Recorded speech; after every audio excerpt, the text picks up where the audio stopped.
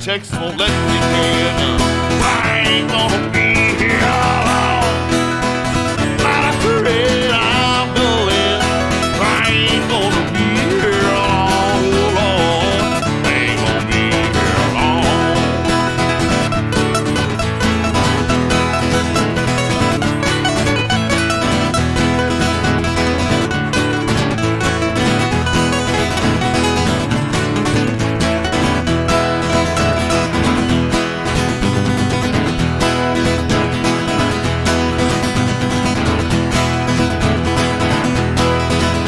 But my heart it sure ain't pumping like it used to do. Lord knows I bump a leg and it turns black and blue. Yes, it does.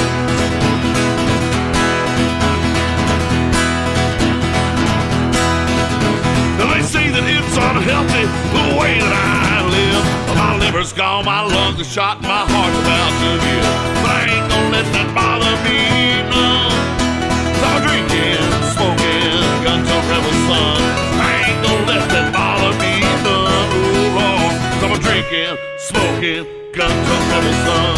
I ain't gonna be here long. Not afraid I'm going. I ain't gonna be here long, oh Lord. I ain't gonna be here long. Ain't gonna be here long. I'm not afraid I'm going. I ain't gonna be here long, oh Lord. So I'm drinking, smoking, gun to rebel son.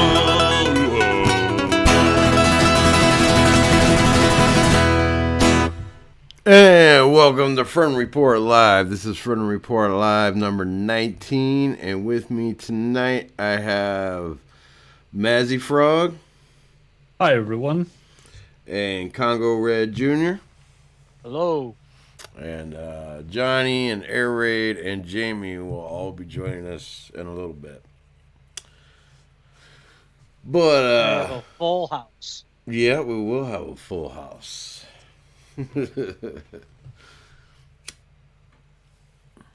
House of friends.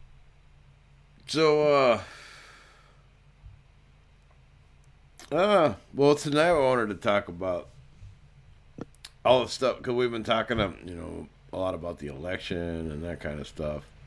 And there's plenty to go over that tonight, too, so we'll get to that at some moment. But yeah, I wanted to go over, like, what's happening in Europe, too, because there's craziness all over Europe. Like, all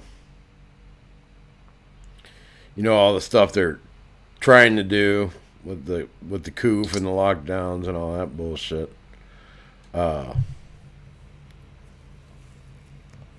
So, is Europe more into the poof thing than US? It's hard to say. It just takes on a different form, I think. Yeah, each country is different, and since their laws are different, it's a little different. Like,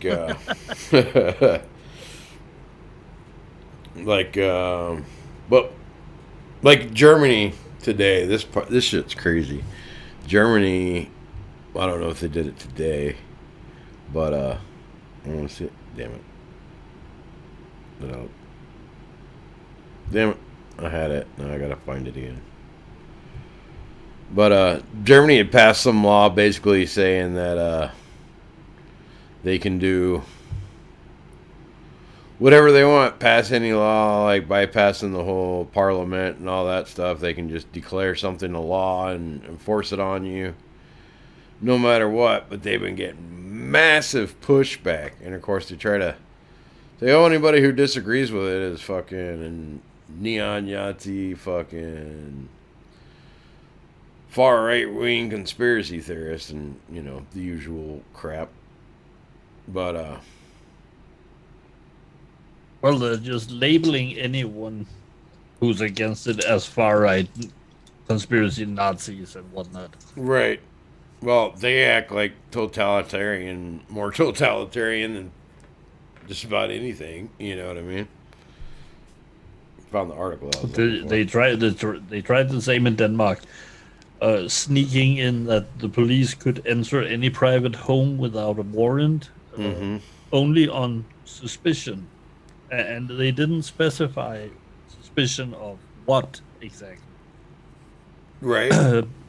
Luckily, that was taken out of the first draft that was of emergency laws that was instated this spring. Yeah, they took. They also had. This was actually pretty recently where they had tried to put in something where they can forcefully vaccinate you or whatever. Enforce vaccinations, and you guys got that taken out too. So for now at least. For now, yeah. I mean, Denmark is. But then at the same time, they've destroyed an entire industry here by ordering all of the mink in Denmark killed off. Yeah, Danish because mink of a fake mutation that no one has been able to substantiate actually exists. And suddenly a almost $1 billion industry, which was quite important to thousands of people in this country, has been killed. The company Copenhagen Fur, which is almost 100 years old, has announced that they're closing now. They are one of the foremost distributors of mink fur in the world. Yeah. So this is going to have ramification. We've had at least one mink farmer who's killed himself overseeing his entire life's work being taken away. And then it turns out that the email that was sent around saying 31 times that they must kill off all these mink, it wasn't even lawful. They didn't have the law with them when they did that, and afterwards they tried to claim that it was only a recommendation. A recommendation. A suggestion that people did it. But again, they emphasized in these emails and that they had to kill off their mink, and people had the mink farmers had soldiers out to make sure that they killed off all their mink. Then it turns out, not only did they not have the law on their side, but now it's turning into a complete crap fest, because in one place, dead mink are now actually rising from the ground because they haven't been buried properly. So the gases from the decomposition is now forcing mink up through the ground. In another place, it has been they've been buried too close to a lake, so now it's in danger of contaminating this lake. Everything about this has been handled so incompetently. I mean, you wouldn't even believe it. So they have trouble disposing of a few million with like the 15 million that you mentioned, but for some reason they were able to dispose of 6 million humans without any trace of them whatsoever. Yes.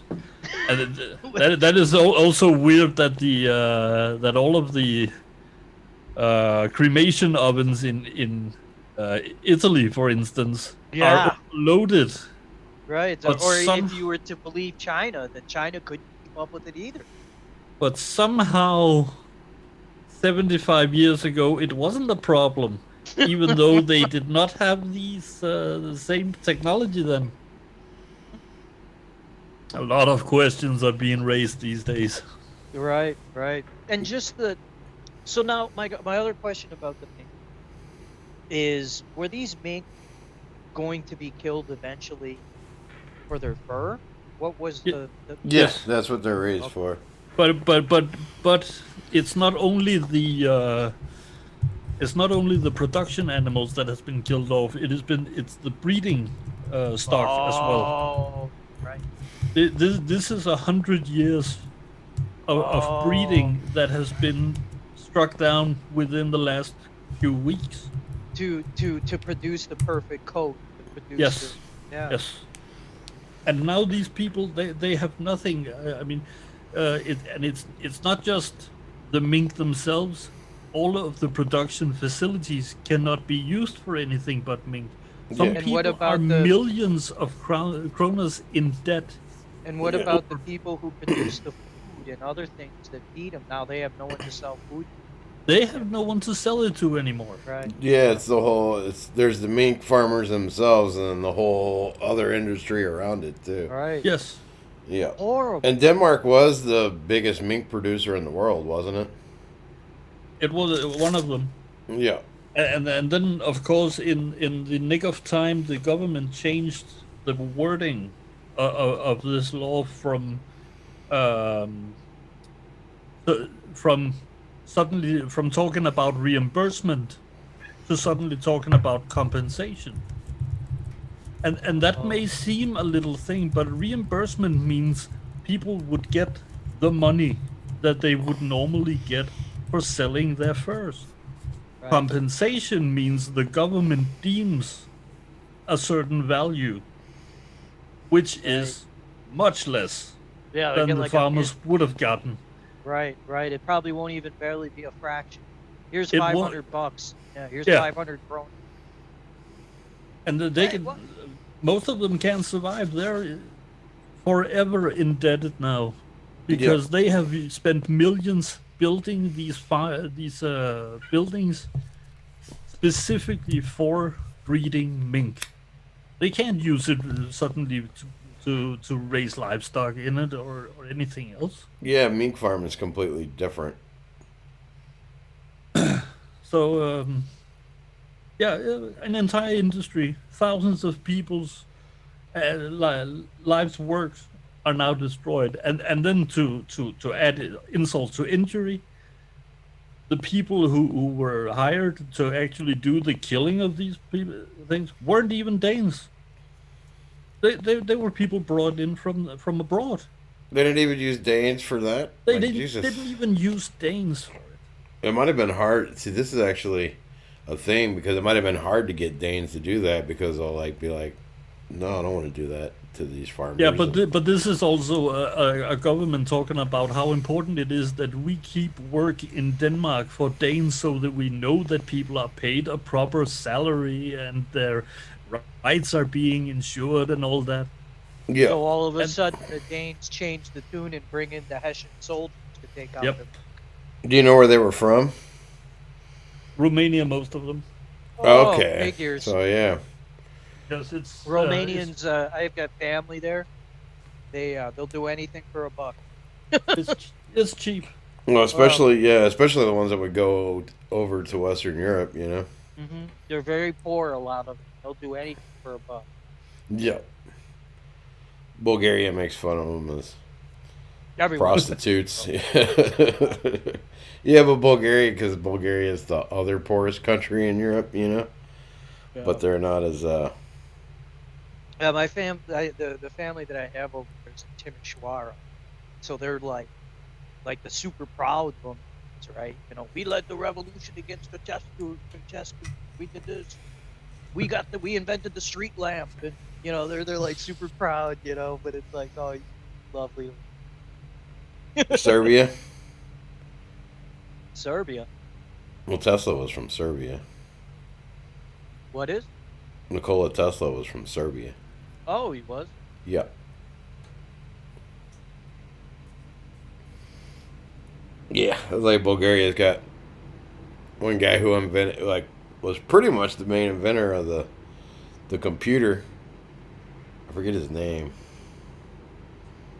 but they're really proud of that. We invented the computer. You know? I just remember Tesla's famous quote that everybody says today, and you don't even know who said it. Never trust the. I've used that line myself a number of times. But yeah, like in Germany, they had issued the order. Here, I can read the exact thing.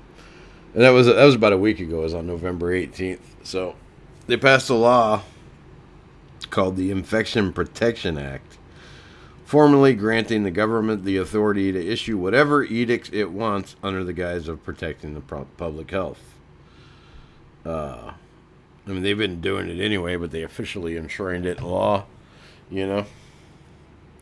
And so now basically they can just make up whatever shit they want and Yeah. pretend they have the authority to fucking force it on you. Now, the German people have been going fucking all out against it. And, of course, they call them corona deniers, far-right extremists, conspiracy theorists, anti-vaxxers, neo-Nazis, and everything else under the sun, you know?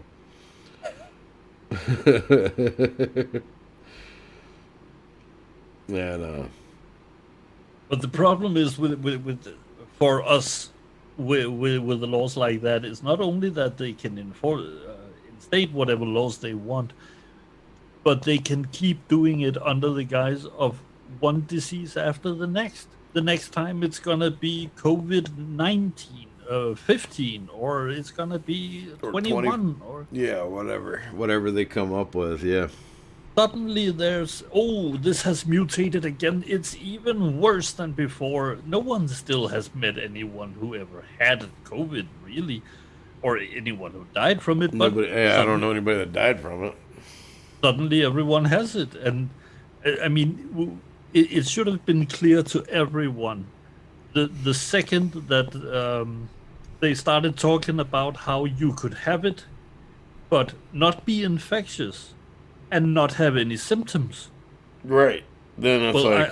I'm sorry. In that case, you can let me have cancer if it doesn't gonna harm me in any way. Yeah, if I don't know it, I'm not going to get it's anybody else sick, completely and it's irrelevant. not going to harm me. Who cares? I mean, it's completely irrelevant. But people fall for it. I love how the influenza has decreased by 98% this year. Lord blesses us. It's like these people not understanding. You know what I mean? Like the motorcycle accidents, and now you get listed as COVID wasn't enough. You know what I mean? Like, do people not understand that? Complete poppycock. I mean, here they were the State Serum Institute released the numbers for actual COVID deaths, and we were around 130. The average age of the dead was 80. Now, the average death age for men in Denmark is around 77, and for women it's 83. And the median of the two, well, that's 80.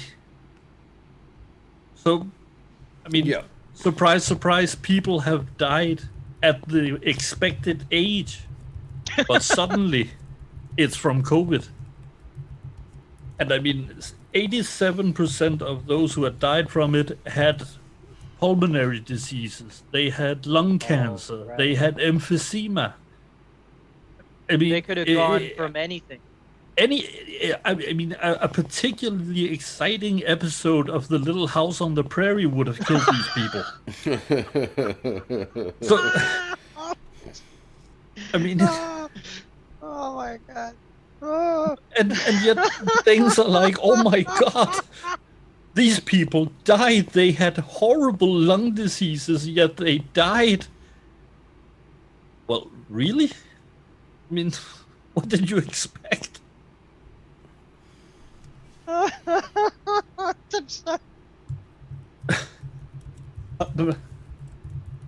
I can't believe this. It's just getting weirder every day. Yeah.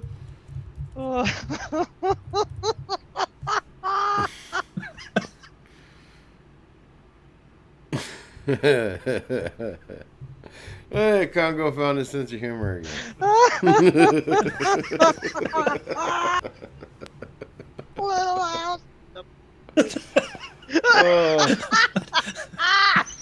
Oh my God. I'm sorry, man. But yeah, that's what I was wondering about, like especially in Europe, because it's easier for them to do it. It's like that they'll bring in outside people to enforce this shit, because people will have it's more difficult to get people to enforce this shit on their own people. Although if you look at like in Britain, you look at the police force, fucking half of them are fucking non-Brits. I'll put it that way these days. You know. Yeah. So I know when I had to change planes in London in May. It was going through their whatever security there, you know. Yeah. Not a single white person. Then the whole security apparatus there, you know. I was like, Jesus. You know. Ooh, that's probably the most exercise I've had in a week. Boy. Wow. That was I discovered my sense of humor again, I guess, because that did it. I don't know. And the delivery was so perfect. And I'm gonna start again. Oh, that hit my funny bone right there. Well, I'm happy. Yeah, Animal said he had the coof, and it's just the damn flu. Didn't Balrog get it too? Kind of early on, if I remember correctly, and he said it sucked. He was sick, but then he got better. You know. There are a couple other friends who I thought had it too. Yeah. Yeah, there's been a few. But then you get over claimed it. at the hospital that my stepdad has had it. At the time, he was in the hospital with several blood clots in both brain and heart. Yeah. Ooh. And he was in a coma. And I mean, if at that point, if it didn't kill him, it doesn't kill. Yeah. Right. Well, when Chris Christie survived it, I was like, okay, that guy's morbidly obese. I'm like, I'm not even teasing. He's literally morbid. Yeah. He's 400 pounds. He's got to be close to 400 pounds. And that dude, I'm fine. He was out of the picture for like a week. I'm like, if that dude can survive it, anybody can survive it. Yep. That's what we're dealing with. But how do we explain? Like Brad Pitt said, Balrog was just hungover. So how do we explain like what we saw come out? I've been trying to get him to come on the show. He probably will at some point. You guys remember all the footage from Italy? Was that all horseshit? Was that all? Because I mean, for like 2 or 3 weeks, Italy, it looked like a war zone. But that was from one of the northern regions of the country where there is traditional a lot of elderly people. Well, Italy, no, Italy, there didn't. And Italy, you didn't see all the crap like they put from China, where people are dropping in the streets and all this shit that they used to fucking sell it to us. You know. Well, that was fake as hell. Yeah, most of what I saw coming out of Italy, they had the fake fucking.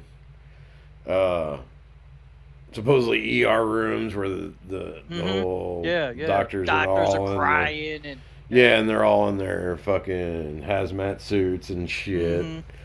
And I just lost 48 people today. What?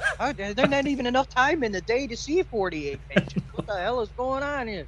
Yep. Yeah, like Trump made it through it in 4 days. Yeah. You know. Yeah.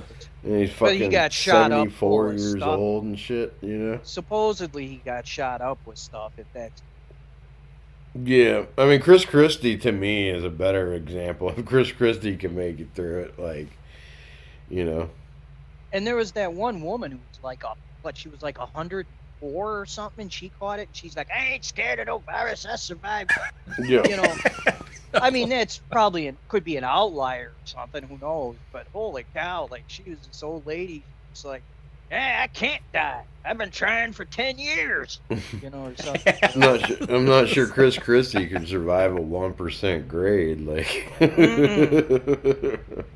No, that man's got to have trouble getting up a, flight of stairs in his house. He's in bad shape. It is bullshit, but yeah, I mean, what you said, Jacob, about them bringing in foreign nationals to uphold and enforce these laws. You guys remember when the yellow vest in France first started out, and there came out a lot of stories about the police officers Yeah. handling them didn't speak French, Yeah. but they weren't apparently from France. Because then they at first, like after the first like couple weeks or something, the French police actually started joining them Yeah, in a lot of places, Wow. and then so they probably started bringing them in for who knows where, you know. Wow. this is a very bad Yeah. bad time. And I know, like in America, they were talking about they were already hinting about, we might have to get help from the UN if things get too crazy over the election and shit, you know. And like, I noticed this, and Not that it would stop them, but that's a violation of the Constitution. Not that would stop 'em. Yeah.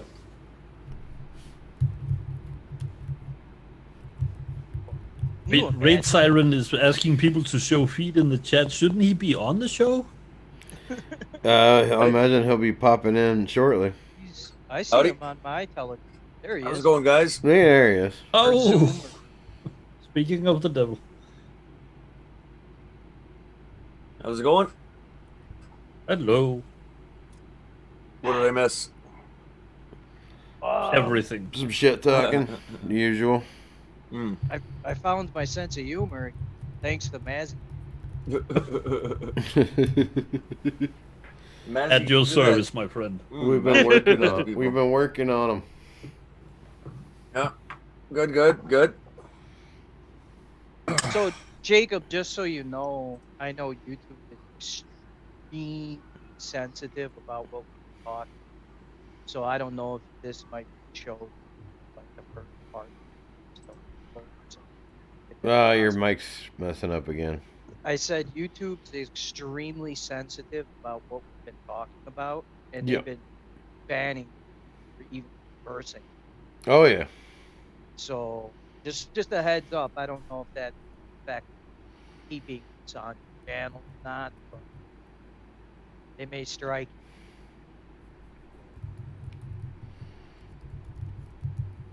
Then again, if we Yes. stick to using the word poof or something, but we've already gets fouled. Yeah. Well, we'll try and coof it from now on.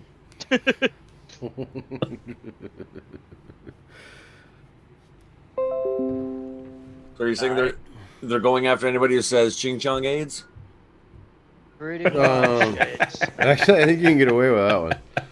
But I saw today, and I thought this was really interesting. They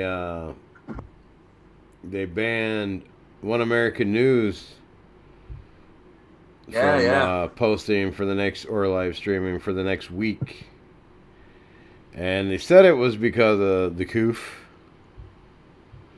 But considering the timing, Yeah, I got some doubts on that, you know? Yeah, that's highly suspect. Yeah.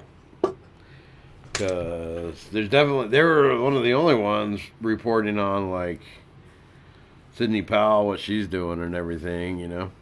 Yep.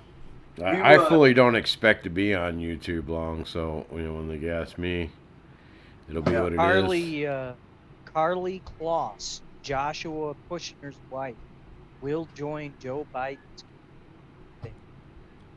Really? I mean, I can't say I'm surprised in the slightest. But ain't that something? Kloss, the supermodel who converted to Judaism in the process of marriage, will join Biden. Reshma Suwanji, founder of the Girls Code. Blah blah blah blah. Are literally everyone in American politics gonna be some kind of celebrity within a year or so? Yes. If not that, they'll be Jewish. Well, the same. One or the other. But it'll be Yeah. both. They'll be both. Yeah. So, It's getting insane. Well, it's been there for a while. It's crazy as they they say, oh, there's this the whole JQ stuff. That's just a crazy right-wing conspiracy. And then they go, and now here's our new cabinet, and it's all tribal members. Yes. Right. Like, you can't make this shit up, dude. Yeah. And if it was just a crazy conspiracy, why do they get so agitated when it's mentioned? Yeah. Well, and it's funny because if you look at Jerusalem Post or what's the other ones? Haaretz. Arrests. Yeah, they their headlines half the time is the same shit we'd be saying. Yeah. But Oh, yeah. we're anti-Semites when we say it, and Well, one thing that I've tried my best at when I post my information and stuff, I almost always use Jewish sources. Yeah. And whether it's the Jewish Encyclopedia, whatever it might be, and Haaretz or Jerusalem Post or the Times of Israel, whatever but I almost always use Jewish sources, and usually, oddly enough, that's enough for Twitter to not hit. I'll get reported, but Twitter won't hit it. Won't hit. And then I have a good laugh and make fun of them. Nice try. There was one. There was an article from over 10 years ago. It was like a guy, like whatever his name was, Joel Schumann or whatever it is, and it was titled "Yes, the Jews run Hollywood, and here's why it's great," or something along these lines. At the same time, where if you said that, you'd get show it from any platform. I've seen I remember the screenshot. I saw the article. Yeah. I actually read part of it. I just couldn't go through because I'm like, yeah, this guy's saying exactly what we say. It's like, I know. yeah. But it's crazy that they just come right out and say it, and then everybody just ignores it and goes, "You're a crazy conspiracy theorist." Yes. I post a video of often of the rabbi, and his name now slips from memory, but he's at the dedication of the Holocaust, and he's like talking about how Mein Kampf has finally been translated to Hebrew. Yeah. So, and for decades, it's illegal to own the book, look at the book, read the book. I mean, like a religious decree, right? You do this, you're not Jewish or something. Now they can all look at it. So they flooded to it. Millions of Jews were buying the book, right? Yeah. And he was reading through it, and I'll post it on Twitter. The Talmud? No, the Mein Kampf. Oh, yeah. And he's reading it. He reads from it. He says, what does Hitler actually say? Well, what does he say? And he reads through it. He's out loud. He's talking about it. He says, well, this is true. This is all true. He says it right here. It had nothing to do with racism. It had nothing to do with that prejudice. It was because of the actions that the Jews took against German people. And, just imagine that. This old rabbi who, the Jews aren't going to yell at a rabbi, and at the Holocaust Museum, reading from Mein Kampf and telling them it's true. We're communists, and we were trying to destroy Germany with communism. And the German people rebelled against that. They rejected it. But that's the kind of thing that is just swept under the rug. Yeah. Rather than try and give it any attention by arguing against it, it's just ignored. Right. And there's one thing that they've lacked. You get some examples like this rabbi, but that self-reflection, right? That ability to step out of yourself and look at your actions, look at the things that you've done, and be critical of yourself, right? Like say, hey, this is, truth be told, we could have been a better, or we did do this. They're incapable. A lot of them. And we as Americans are known for being rather arrogant, and yet most Americans are able to step out and say, hey, you know what, we got problems, we do this, we do that. I think most cultures and people, at least Caucasian, were able to do that. Yes. Yeah, a little bit of self-reflection. Right. But the tribe is just unable to do it. As a group, you get, like I said, some individuals. As a people, they just will not do that. Yeah. No. But that is how white societies have been able to evolve with the speed they have. Right. Because people took a step back and said, was this the correct path to travel? And if it wasn't, then they made improvements and didn't repeat the mistakes. So yes. Right. We bettered ourselves. But again, that is a result of the evolution in the environments where white people evolved. Exactly. We had to have high trust societies where we high trust society, helped but all each the way other back out. to the driest periods.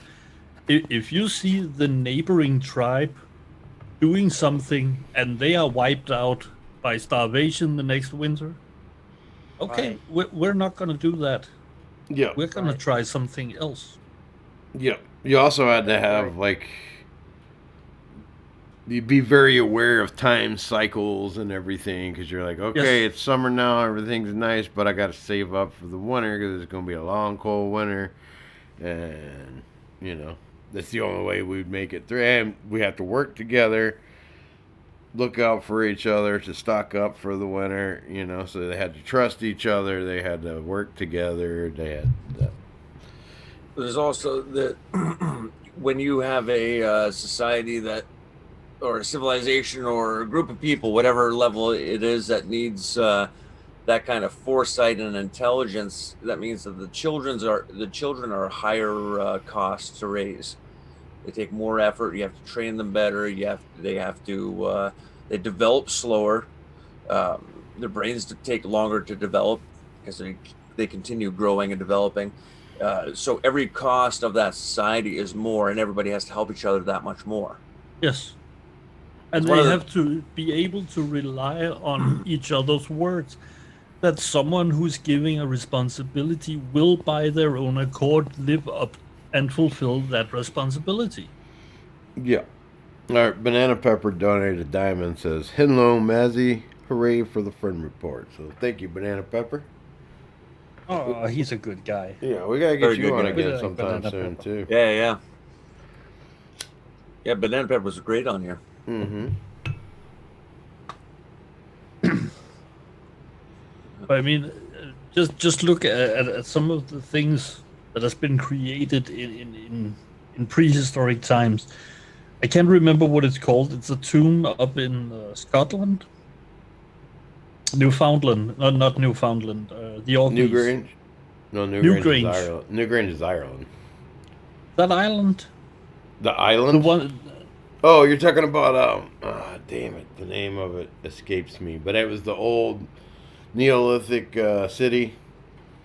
Yeah, no, not that. There's a tomb not close, not far from that. That is the Ness of Brodgar we're talking about there, where once on the not summer solstice, it's spring equinox, I think it is. Okay, when it's the Ireland. sun rises. It's Ireland, and it's Newgrange that you're talking about. It might be that. And just on this one day, when the sun rises, the light travels all the way down through this long path to the end of it, to the room in the middle of it. Yeah. I mean, that's 5,000 years old. Yeah. And there's these carvings that you can only see during that time, because that's the only time the light shines through it. And so, as definitely had to be on purpose, because and it shows the level of understanding these people had of their surrounding world, because it was simply necessary to have it. Yep. We had to. They even figured out, like, on a lot of the old rock carvings and stuff, there'll be like a double spiral.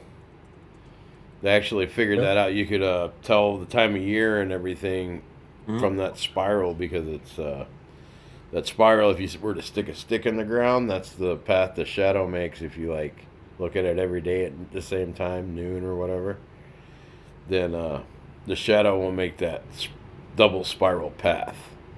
And then it's a little different, as you go up through. You travel in longitude, so they could actually plot their longitude through those spirals. So when they're carving those spirals, it's basically telling you where on the planet you are. Mm-hmm. Yeah. And at the same time, we can now determine where in the world a particular artifact like that was made. Yeah. Yeah, from the spirals, because it makes... Yeah. You can be like, oh, this was made here, even if they find it somewhere else and stuff. Yes. Yep. And there's so much about our history that, like, you almost have to look at books from, like, the 1700s and stuff. They actually knew all this. They still hadn't been as messed up, particularly in Northern Europe and Eastern Europe.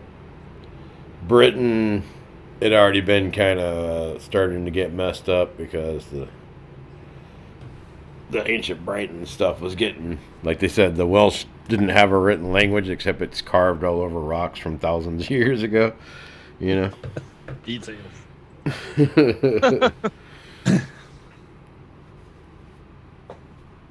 It's probably older than Greek too, because it looks like it's like a in between Phoenician and Greek. So pretty interesting stuff there.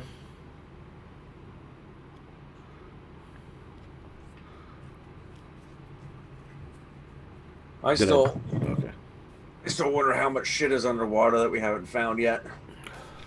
A ton. Oh yeah. A ton. I could throw up the Ice Age Europe map again. Yeah. I want to see if I can find this. We had Doggerland and everything. Let me see. I'll go ahead and toss that up.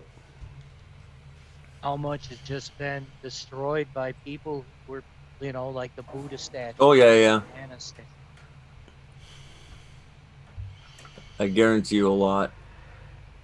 Right. When you Weirdest thing conquered to me is still how entire huge cities has been forgotten. Yeah. Definitely. Suddenly, no one people just decided to stop going to like Ur or Babylon. Yeah. No, we're not gonna do that anymore. That was so last year. Yeah.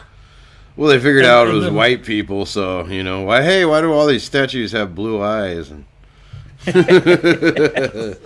oh, let's stop looking there. Let's blow this shit up now. This is cultural appropriation. Right, we're gonna blow it up now. That's actually what started the Phoenician Wars: cultural appropriation by white people. Well, yeah, I popped up the old Ice Age Europe map. Yeah. And you can see how much land there used to be. Ireland and Britain were part of the mainland, There's Doggerland that was,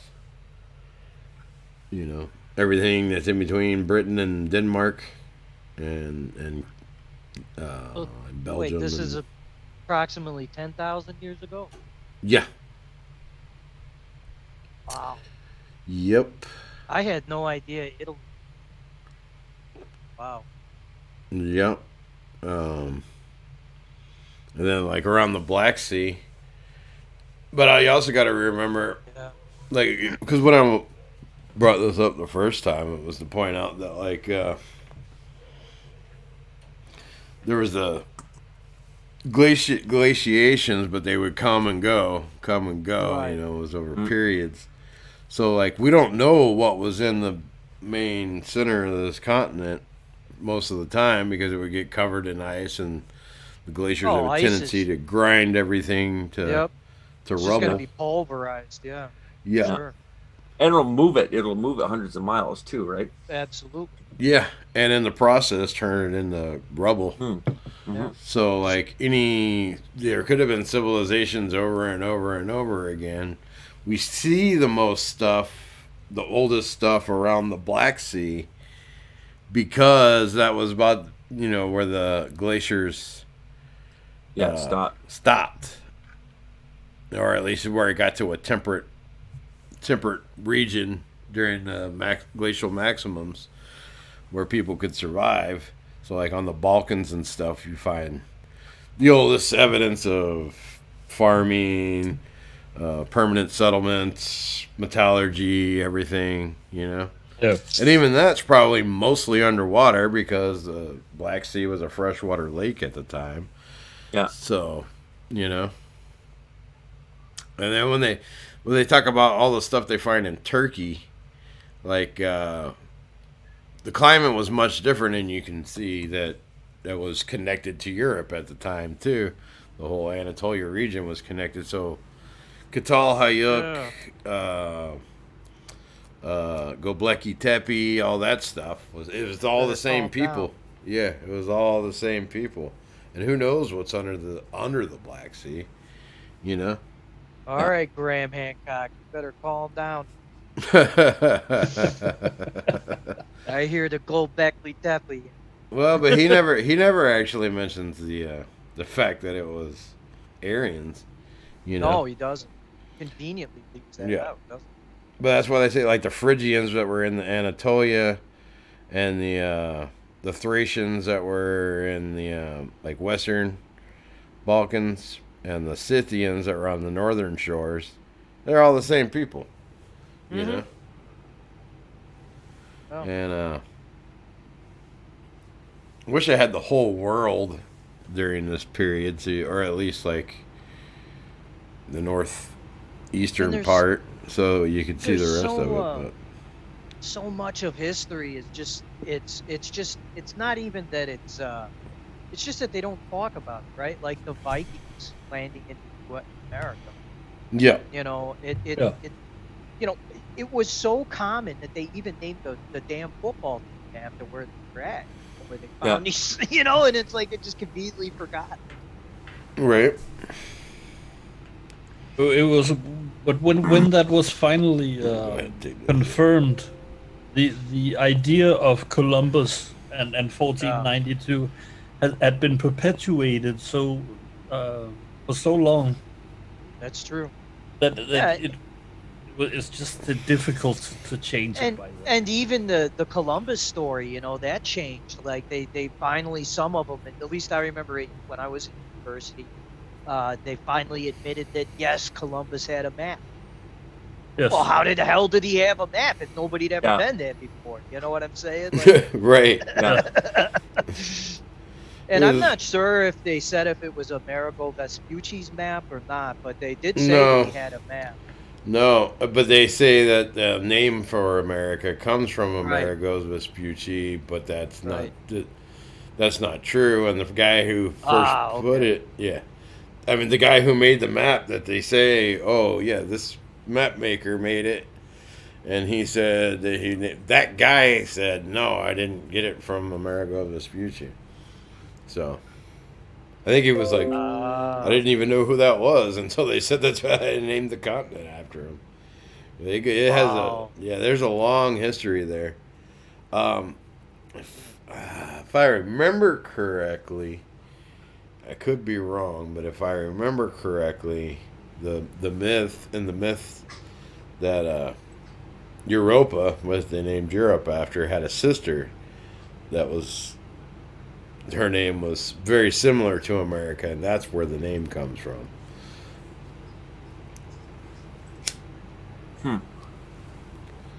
But it's hard to find stuff on it.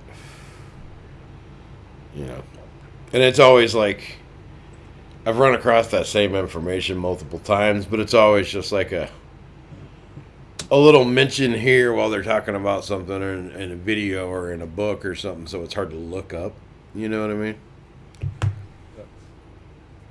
So, what about the whole thing with the land? Has that ever really been confirmed or not? With the what? Sorry. With the land bridge, like where did Indians come from? Or they come across that land bridge. I haven't seen anything specifically confirmed about the Bering Land Bridge. But there's also the idea that people were mostly from not Siberia actually, but Polynesia. Yeah. Was the ones who sailed across the Pacific, right? And got there that way. Yeah, because there's even a trail on those islands you can see where they had set up. Yeah. Boy, you talk about a journey in those little boats. That's some courage there. Yeah. But I wonder how many of them were accidentally getting lost at sea and ending up in North America. Well, there was islands and stuff too. Yeah, but they were like, yeah. I mean, we know the sea's risen quite a bit just in the past few hundred years. You know, the shoreline that Columbus encountered is not the same as it is now. Mm-hmm. You know. Oh, that's true. Yeah. There's even American relics. On the under the ocean. Yeah. There's United States relics under the ocean. So. That's what I mean. Yeah, that's what I mean. It's also, I mean, a lot of scholars also consider it a little unlikely because our frame of reference in the West for an ocean is mostly the Atlantic Ocean. Mm-hmm. And the Atlantic Ocean is a violent ocean. Yeah. Oh, yeah. Outside of hurricane seasons or the tropical storm season, the Pacific is fairly benign. Mm. Yeah. On top of that, these seafaring people from back then, they practically lived on their boats. Yeah. I mean, they had an understanding of sailing on them that we don't have. The same way people from the Stone Age could work these wonders in granite and obsidian and whatnot because their entire culture and existence revolved around stone. Very true. The people, I mean, stone carving folk of today had nothing on the people from the Stone Age because their lives do not depend on their ability to work stone. Only their income does. So it's a completely different thing.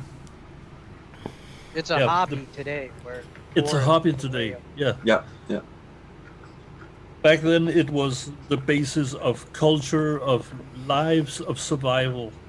Right. Yeah. And that would explain the jewelry work too. Why it's so intricate, so well done. All the metal work. Yeah. Speaking of, because the oldest metallurgy, like I said, they find is on the Balkan Peninsula. But it's like when they find it, because they find it like in the Balkans and in like southern Ukraine. But it's already very intricate and very, very well developed. You know, the gold artifacts they find and stuff. You know. Those are attributed to the Anglo, to the Anglo-Saxon, right? Those are attributed to. No. No, that's what religious people that I've listened to. The Anglo-Saxons didn't come in until thousands of years later. But I'm talking about like gold headgear, like the gold burial discs, the things they found were the work of those Israelite tribes that had left and gone up that between that Black and Caspian Sea.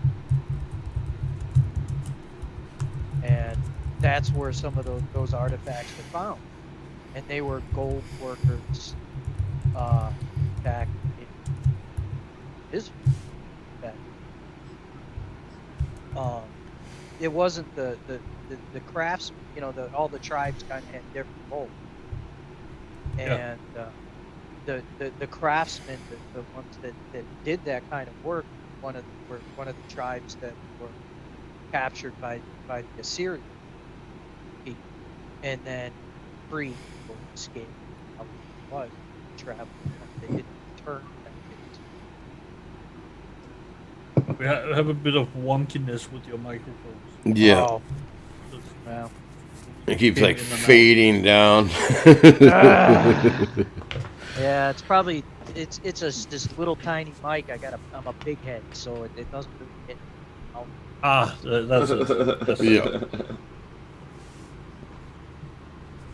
I think That there's was another lesson on how sound works. I think it's from what evidence we have at this point. I think it's as arguable that our people were. We apparently we're developing- featured on the D-Live front page right now, so that's pretty sweet. Seriously. Well, that's what happens when you get Mazzy on. Right. Yeah. We got some star power now. That's Right, totally. Or if you don't have me talking about nuking the entire planet. Oh, Hey. here we go again. Oh yeah, I'm there just we go. kidding. Oh, there we go with the nuking again. I'm gonna mute myself so you guys don't have to listen to my disgusting eating. We have Johnny with his final solution.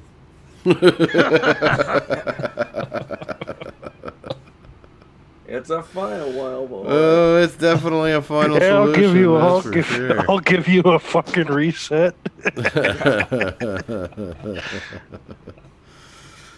But I was going to So- say, I think there's enough preliminary evidence that we have now to lead me to believe, anyways, that our people developed further north, and most likely, because it only makes sense because we survived the ice ages, that every time the ice age kind of pushed the ice down, we went south.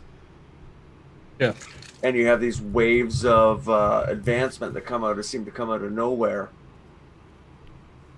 And then they go away. And then they go away. And then they come back. And then, it's like a wave coming in, then leaving again, then coming back. And then, oh, wait, guess what? The ice retreat, we can go back north where we came from. Yeah. And all of a sudden, all these things that they built just stagnate. So the what I was just looking at for what I mentioned, and the tribes that they say that became the Anglos were the Reuben, the Simeon, the Dan, the Naphtali, Gad, the Asher, the Issachar, Zebulun, Manasseh, and Ephraim, however you pronounce these things, migrated into Europe after the fall of Assyria. Descendants of Judah/Zara and Judah/Perez can also be found in Europe, as can descendants of Levi. And allegedly, some of this is backed up not only through archaeological evidence, but DNA testing as well. Yeah. The DNA testing is what they don't like to. Right. And they were the ones that popularized it, right? And now it's. I remember they did that big study in Israel. We're gonna test all the people. They found out like 1% were Semitic. Yeah. Yeah. Whoops! Whoa, we're gonna bury that right now. Right. They Oh, were what does that mean anyway? Right, they were Khazarian.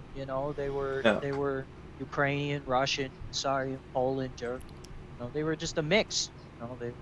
It's funny. Well, but they do have specific DNA markers that they're more different than other white people than white people are from actual Semites. Correct. Yeah. It's funny. I remember when we got the kind of hey, we can have DNA testing for fun and parties and all this shit started being pushed out, and 23andMe and all this. They were like, yeah, everybody can get a DNA test, and all you white people can find out that you have some sort of non-white DNA, ha ha ha ha ha. And then when it kind of went back on them, it was like, we don't know what you're talking about. It's not even that accurate. It's not even that important, to be honest. Well, actually, someone in chat just said I researched DNA returns on Native American heritage, and none of them were accurate. So we don't. How do you know? You're just getting a piece of paper back. I remember accurate, yeah. Yeah. I remember there was allegations that people were that the technicians were putting in false claims of African ancestors and stuff like that. Yes, I've heard credible reports from people who are like, I can trace my ancestry back. Like, we know we've got the family tree, we've got photographs as long as there's photographs, we've got paintings after that. We know where we were. And family Bibles was yeah, exactly. And there's literally no opportunity for any of this to come in, and it doesn't even make any sense. And this haplogroup isn't even. All right, hold on a second. I got it. This haplogroup isn't even. I want a shower now. Yeah. Okay, I'm gonna mute. I'll be back in a minute. Yeah, we have I guess it's our genealogy. It's 4 volumes, and my great aunt, long deceased, had put it together. She spent her life on it, 80-some years. Yeah. And now this is only affecting that one half of my side of the family. It doesn't include my dad's side. But everything up, to my dad and my dad's side, I know his father, what he was. Now his mother was already deceased, my grandmother's side.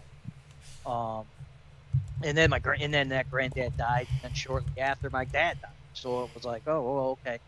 But at least on that one part of the family, I know for a fact for at least the last 460 or 470 years. Yeah. And but again, if you submitted your DNA to 23andMe, suddenly 4 generations back, you were Kangs. Mm-hmm.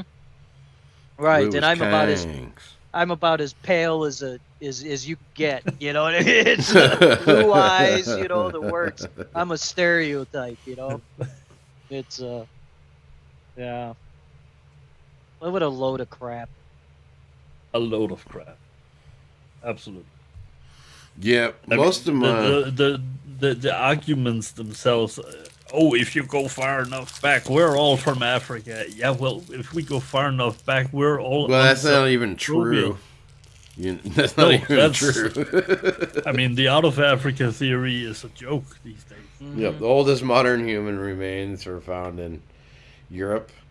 They found more genetically close links from ancient hominid species like Grecopithecus in Europe than like Homo erectus in Africa. So the whole story is like, oh yeah, we all came from Africa. It's political bullshit. Yeah.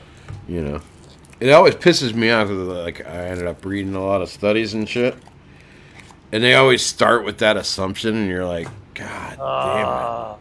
That's not science right there. Yeah. That tells you that's not that science itself is worth much, but it certainly isn't following the scientific method.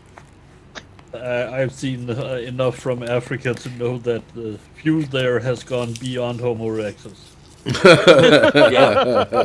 Yeah. But seriously, sorry. How big is their coastline? They didn't invent the sail. Yeah. Think about that. I mean, wow. Yeah, they didn't have boats until fucking white people showed up. They didn't even have boats? Nope. Madagascar was right off the coast. They had no clue it existed. White people for the first to find it. Wow. I figured they at least had boats. I thought they had I thought they had a race of pygmies that lived in Madagascar. Yeah, they had a race of pygmies, but the Africans. Yeah, really? But the actual completely isolated. Yeah, isolated for we thousands can raise of years. pygmies. I want to raise people. Those little fuckers would probably try to eat you. They try to Little eat you, hobbit man. people. I wouldn't trust them. Jesus. Well, No, that's why you I have just cages want to in raise them. You know, Oh, race. against each other. Oh, Well, I you think have to it's raise them in order to No, race no, them, no. but I want to raise them. I thought you meant like a pet. Get them Maybe little like- legs moving, huh? Yes, pump those crazy pygmy legs. But like, but the, It'd be awesome. I'm thinking Think like of the- giant slingshots and see how far we can fling them. Oh, But- that's also. they probably walked there. They probably Yeah, they walked probably there, walked there and then got cut off from Oh, everything else. yeah. right. And when we find these, we found these like ancient African skeletons, and they're like, 4 feet tall, and they're sort of humanish, and that's most likely where they diverged from the rest of Africa. Yeah. Which brings up a whole another thing about evolution too, is that, for one thing, it's not like it's It's not linear. yeah, Like, it's not divergent evolution, it's convergent evolution. Yes. Yeah. But it's not linear, right? And it happens like in tandem where like so there's other factors involved in it besides just natural selection. That's the yeah. But That's the key. it's the same way as you have 10 different types of monkeys, and they're all similar, and they're all sort of related, and there might be some genetic sharing there, but they're all living at the same time. yeah. But even if they had like a common answer, but they kind of evolved the same direction, even on different continents or whatever. Yeah. Once again, not even getting into the whole what is or Like they isn't say- evolution, but Like they say, like crustaceans that look like crabs have evolved like 5 different times. From oh yeah. But different they- ancestors, but they always end up looking the same. yeah, they could come and go, right? But I mean, there's also weird shit like what's that? The coelacanth? Is that how you pronounce that? Yeah. Yeah. They find these things that are like, wow, we have a fossil from 20 million years ago, and we thought they were extinct, Mm-hmm. and they're Then they catch one. yeah, they friggin' catch a live goddamn fish, right? Like, Yeah. we don't know, like, even if I don't want to get into the debate on this, but even if the general concept of evolution, that baser, organisms developed into this and this and this and this until they finally reach where we are now, and then they'll continue going or not. It's still not linear, and it's not a simple this, and there we get this. It's all kinds of crazy shit's going on, and we can see it. Well, look at the eye. The eye is evolved.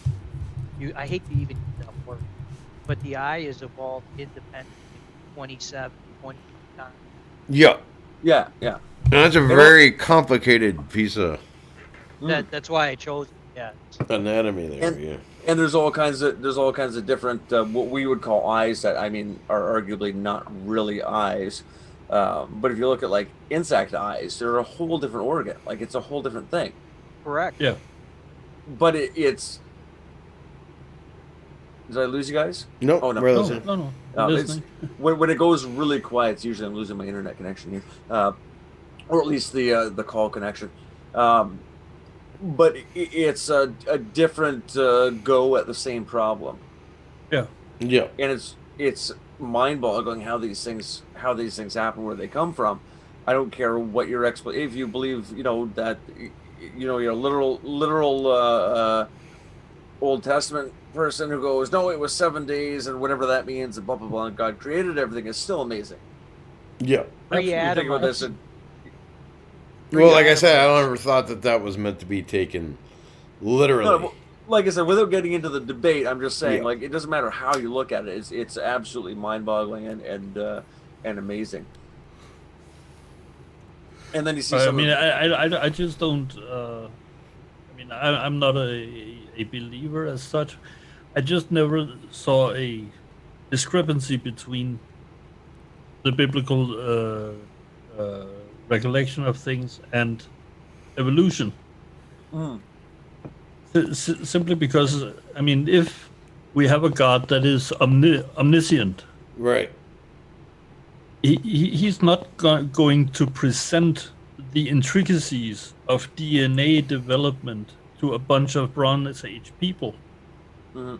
He's going to relate the stories in a manner that they would understand. Exactly. Right. I mean, That's true. it would be And- completely irrelevant to talk about DNA and evolution. He was said, this is how it happened. Yep. Yep. And you know, to keep in mind too that we know that God speaks in mathematics. You know, mathematics are like the underlying universe, right? Yeah. And so we know he's a mathematician. So why would we not assume he's also a biologist? And this, Yeah. you know, if he knows everything, created the universe, surely, you know, he could engineer something like evolution. Yeah. Exactly. I mean, like, obviously, if you're all powerful and all knowing, then anything like that is simple. Yes. And he could also plan evolution to end up with a creature in his image. That's right. Right. I mean, humans could not. Perhaps humans are not a consequence, but simply inevitable. Yeah. Yeah. Byproduct, yeah. Well, and that's kind of what I was getting at. Like they say the like if the pygmies walked to fucking Africa, but they were still like Homo erectus type or whatever, you know. But Yeah. they still evolved into a similar form. I'll put it that way. Homo erectus. But Homo. I'm not very sure that they're that distant from Homo erectus, anyways. Well, supposedly the genetics show that they were modern humans came from Europe into or Eurasia somewhere into Africa, probably Europe, into Africa, and then interbred in quotes with the Homo erectus type. Well, they don't know it was Homo erectus because they don't have Homo erectus genetics, but a more primitive version ancestor of humans. So what you're saying is we're paying the toll for our ancient ancestors burning the coal. Basically. Or rape, or they're the product of rape. would be my guess. It was a joke. But, Or slavery, you know. Yeah. It just means that even 150,000 years ago, we were the epitome of beauty. Right? What about that guy who they found in the Alps? I think it was. Ötzi, Ötzi. yeah. What did they ever discover about him? You know, He had some bitchin' tattoos. Yeah. Wait, see, he was what? He was what? 10,000 years old. And they took him out with the arrow. He was a lot old. I thought it was like 300,000 or something crazy. No. It was older than 10,000 though, I think. Yeah. No, they 6 say million. Whoa! no, they say he's about 3,400 years. That doesn't make any sense. Oh, that can't. I don't believe that. 34,000 maybe. Yeah. 3,400 doesn't make any sense at all. I mean, No. Well, I'm just telling you what they're saying. I mean, they practically had typewriters back then. he still tried to walk across the Alps, probably in the winter. I mean, they have idiots even then. Yeah. Well, no, because he was shot with arrows, wasn't he I was about being to say that. He was chased. injured. Yeah. he? Yeah. He had an arrowhead that had been in there for a long time, too, like in his hip or something. Yep. Where he got hit with an arrow. So apparently he's a warrior or an asshole or Did something. they? Yeah. Did they say how? Here's they Uzi the asshole again. Did You they, make sure you actually kill him this time. God damn it. Did they ever determine an estimated age? Yes, hold on. I'm looking at it right now. About 45 years old, they figure.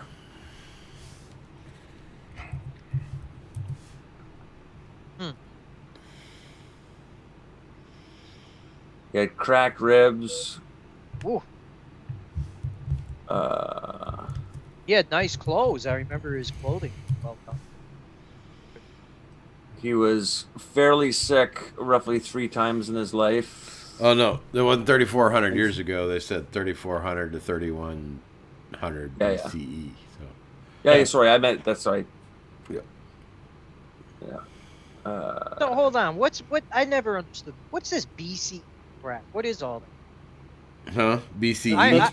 I know AD and BC. Then they Yeah, switched They it up to just some tagged an E on there, so it's not Christian to secularize Oh, so it's Now- still now the it's- same date. it. Yeah, it stands for Yeah. before Common Era. Yeah. Fucking Jews. They just secularized it. Yeah. Yep. It's like, hey, dude, we're Christians and we came up with the whole fucking concept of this, so fuck you. Right.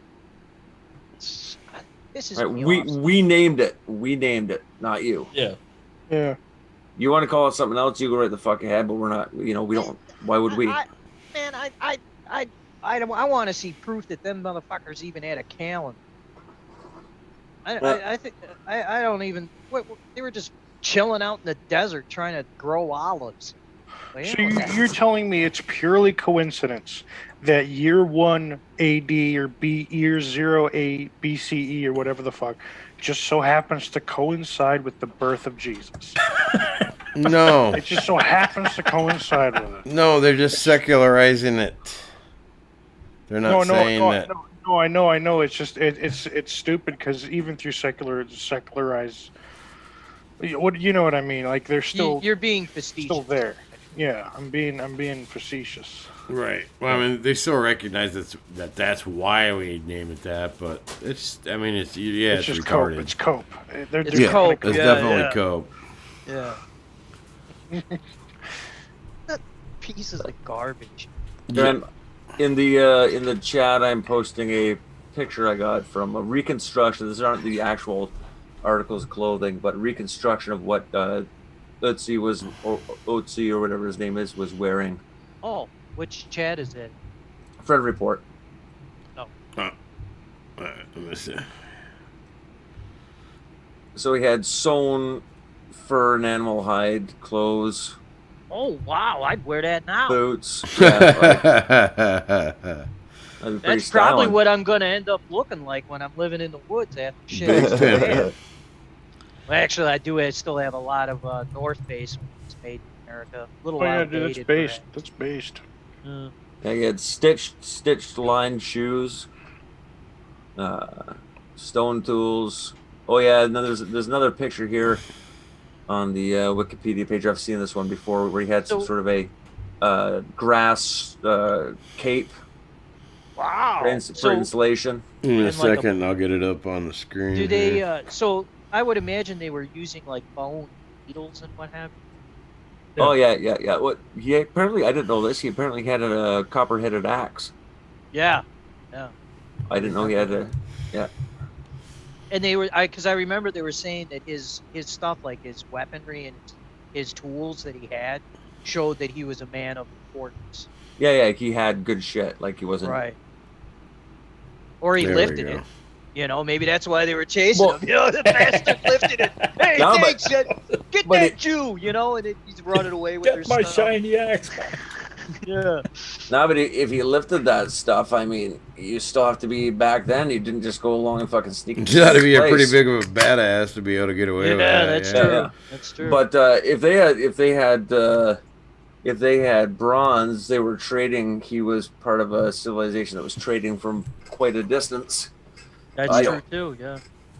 Oh, well, I don't know. I might be inclined to disagree with that Here we go. because there's a good Yeah. chance that, because they're like, oh, yeah, bronze was invented. And even though they found there was a whole copper age that you would think would precede a bronze age, right? Yeah. You would have to have a copper age first that only existed in the Balkans. Yeah.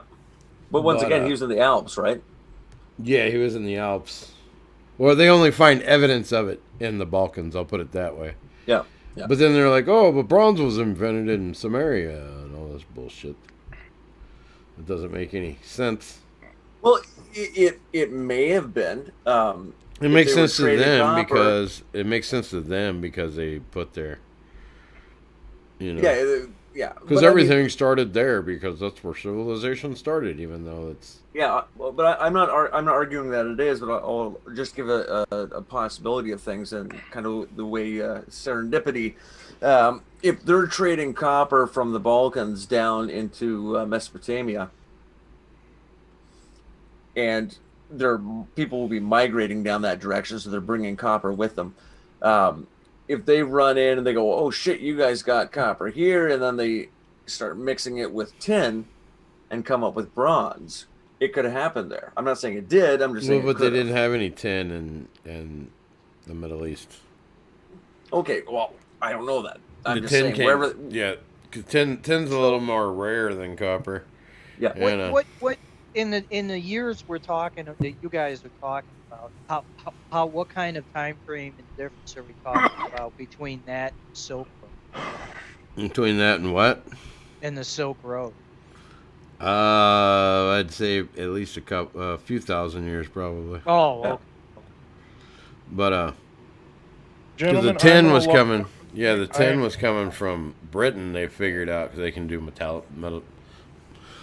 Oh shit. metallurgical tests and stuff, and the tin was coming from Britain. So Well, gentlemen,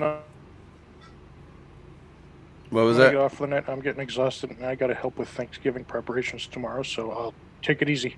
All right, All right, bro. man. Yeah, Have a good have a evening. have a Take it happy easy. Thanksgiving. Have Yes, a You happy too. Thanksgiving, You bud. too. Try Happy not to birthday. nuke too many countries. I will try my best. I'll try my best. Take it easy, gentlemen. Take Yeah. care. What a lovely. I gotta say though, that jacket is pretty spiffy, dude. I'm telling you, I'll I'd I'll rock wear it. that. I would absolutely wear it. I don't care if I look like Nick Dodge. I already kind of. I'll go out there, live in the trees. I'm not Right. eating bugs though.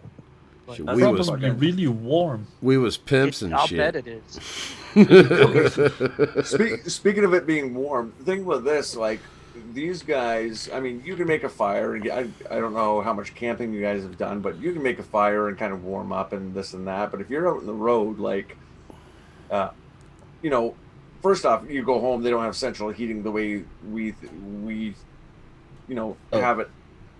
And I don't even mean like some sort of rudimentary form of it, but they would have their dwellings, and they'd be warm, and they'd have the people moving around in them. They'd have a central fire and this and that. Actually, there was there was a British program where they. Did you guys cut out? No. Oh, we're Okay, We're just listening listening. intently. It just does it again. But like I said, Holy whenever- shit! Nobody interrupted But it me. was like, but it's not even Right, that. right. It's like it'll be like all of a sudden there's no background noise, no like static or fucking and it's like oh okay, so it's cut out. Anyways, I'll have to find it for you guys. There was a program where they built a Stone Age village and populated it with modern people, and then cut them off for however many months. Sign so- me up. They weren't allowed to have any interaction. They didn't tell anybody they were doing it beforehand, so they wouldn't have people coming to take pictures of them and shit. They had talked about I saw some interviews with them, and they talked about how warm they were all the time. Yeah. Because of the design of the dwelling and how they lived together. Yeah. Mhm. And then they got accustomed to the cold, so they'd be out, I mean, it's English cold, not like Scandinavian or Canadian cold, but it's still, cold and damp and shit, and they're out there chopping wood and no shirts on and all this, and they it occurred to them how they didn't wear clothing the way that we do nowadays. Oh, right. And it's our clothing's mostly for modesty, right? Or fashion. But we get so used to it that we feel really cold and naked without it. Mm-hmm. Yeah. Whereas if you don't have it, they could have had it, but they just didn't need it. And also, I don't know, around your parts, it's just pretty fucking cold. and I've been court mandated to always wear clothes. Mazzy, you're the best. But yeah, like crazy Russians will go like they go swimming and they cut off the ice and they put a hole in the ice so they could jump in and shit. Yep. And it's good for your blood. It's good for your body, man, to do that. Yes. One thing I've learned from I've done some camping, hiking, and one thing I've learned from that is you can weather really extreme conditions as long as your feet are warm and dry. Yes. Correct. Yeah. You can really, I mean, it doesn't matter if you have a damp t-shirt or anything, as long as your feet are warm and dry. And I mean, in these fancy boots there, they would be warm and dry. And there's a biological reason for that. Look at Mr. Fancy Boots over here. There's a biological reason for that because you have so many nerve endings. Yeah, and also you have your main arteries going into your feet. Yeah. Yep. That's speaking of feet. One thing I do most winters, if I'm in the evening or the nighttime, I'm like, oh, should I let something in my car? I'll go out, walk through the snow barefoot. And it really helps once again acclimatize you to the cold. If you can do that, like I don't stand out in the snow for 15 minutes. Don't get me wrong. Like I'm like out and back. No, it's just in and out. Yeah. But it's just walking out and going, okay, your feet are really cold, and you step on the ice and stuff, and it's like you get that, you're coming from inside a nice warm house, and it's like burning cold, but you just steadily walk out. You don't dash. You don't freak out. By the time you get back in the house, you don't feel, the next day you go outside, you don't feel as cold. Yeah. In the Army, when we did our special forces, we did our mountaineering trip. I just call it cold weather trip because that's pretty much what it is. You learn all this stuff too. You learn what the important parts of your body, the core. Keep your core where your organs are at, so that and you learn how to make all those things, lean-tos, survival shelter, about the 5W, they basically like Survivor. Yeah. And, well, I guess Les Stroud is a guy, he knows, but love that show, by the way. Yeah, he knows his stuff. Myself having been through that training, and my grandfather raised me that way. They lived like very I wouldn't say they're survivalists, but they lived very old school. Yeah. And hunt for the food, for meat, fill up the freezer, I learned a lot, like tracking, what have you, but those skills are buried in people, like they're almost passed on genetically or something. It's just kind of there's guidance to get there. Yeah, we have instincts. The only reason they don't show up in productive ways as much now is because they're so numbed, because they're actively attacked. Right. When I was a kid, I lived in a small town. I was right on the St. Lawrence River, and my brother and I would go adventuring, and we did all this crazy shit with a couple of our friends, and we did really stupid shit like we broke off chunks of ice off the shore and went like bull rafting on the St. Lawrence with these like 5 fucking kids standing on a piece of ice. Like nowadays they're calling the fucking Coast Guard to come get you, right? But we survived. But yeah, we seem to, it was easy for us to figure some of this shit out. Yeah. Maybe I dropped. Did I drop? Is no, the I will didn't. to survive, and that's a big thing that they. My audio had just dropped, but not. Apparently, you guys could hear me. I don't know. It was weird. Yeah, I can Okay. hear you. The stream didn't drop. The So. there's a thing that they kind of look for in selection, right? Special forces, and that is, are you a quitter or are you a fighter? And Yeah. what I mean by that is how strong is your will to survive? Because some people do just give up. Like it's shocking to me that someone would just give up their life like that, but some do. They Yeah. just, I can't do it anymore. I'm done. Laying down. And the guys that get selected and get into special forces are the exact opposite. You could have their leg blown off. They're gonna crawl there. You know what I mean? It's complete the mission, survive at all costs. And some people have that instinct. It's not something you can teach somebody. It's just something you either have or you don't. And I mean, one of my personal favorite stories I ever heard about survival. It was 10 years ago or something. A Canadian kid was around 18 years old. Had been out fishing on the ice when this small shelf he was standing on broke off and started to drift to sea. And they found him in the morning with choppers, still alive and everything, and he had spent the entire night fighting off a polar bear with his fishing rod.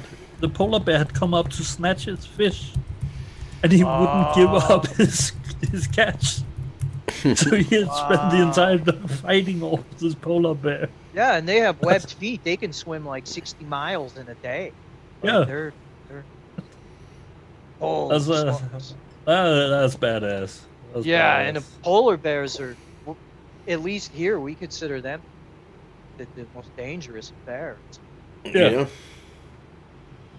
Yeah, they're like would probably take out a grizzly. Right. Well, Well, yeah, I'm and it's because they don't have food, readily available food. Whereas like a black bear, while they aggressive, they got food all over. Yeah. Grizzly. Yeah, so if things get too complicated, they'll just find it somewhere else. Right. Where the polar bear doesn't have a choice. Yeah. It's whatever they can put in their mouth, they're gonna eat it. Yeah, But it ain't gonna be those fish. right. Not his fish. Yeah. Oh, how about the guy, the rock climber? Right. He was stuck and got his arm wedged, and he cut off his own arm, pocket. Cut off his own arm, huh? Yeah. I Hacked actually off- just watched the movie 127 Hours not too long ago. Was that what that was? Is that what the?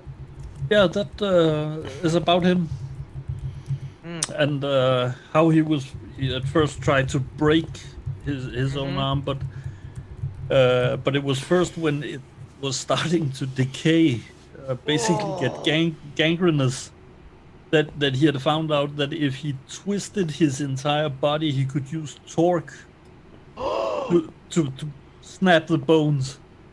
Oh. And then this multi-tool, it wasn't even a knife, it was this 2-inch blade in a multi-tool that he had gotten for free with the purchase of a $15 flashlight. Wow. So it was shit. And he had to use that, and then the pliers in that multi-tool to get the tendons in the arm. It was grisly. Yeah, that's the will to survive, But that's the will to survive. right? But- That's but- somebody back in the it- day who would have successfully passed on genes. Yeah. But they had found out that he had basically hit the perfect window, because if he had waited any longer, he would have died from exposure and from the Like decomposition of his arm and sepsis and all that. But had he done it earlier, he would have died from blood loss. So the fact that he had become so dehydrated, he had like, I mean, we are talking like 10 or 12 ounces of water I think He lived Nuggies on is for all about to that jump time. in too. So Wow. And Right. I know in training, like we would do like 2 days. You know, you want to know what it's like without water. By the second day, you want to die. Yeah. You know, it's like that whole 3-day thing. Don't even think about it, man. You go one day and you want to die. Yeah. It's horrible. Oof. Yeah, I tried something similar recently. It wasn't fun, was it? No. No, What? it was, yeah. Because we can go a long time without food. It's uncomfortable, but you can. yeah, you can go a water good is- couple weeks without food, but Yeah, but water, you got basically a day. After that, you're just not even going to have the strength to save yourself. Not going Oh, to. it's terrible. all right. Nuggies made it in. I think he's getting his audio set up still, but he's muted at the Cool. moment. Then, nothing personal against Nugget, but I'm going to get out of here. It's getting late All right, bub. on my end. All right. But, Well, thanks for Jacob, popping thanks in. for having me. Definitely. Thanks for coming anytime. on. It's It awesome. was awesome. You have a Yeah. standing Gonna do that invitation again. anytime. So Thank you. Yeah. I will use that once again to annoy you. Fantastic. Oh, not at all. Not at all. You Oh, gave me then back my I Spence really cube. gotta up my game.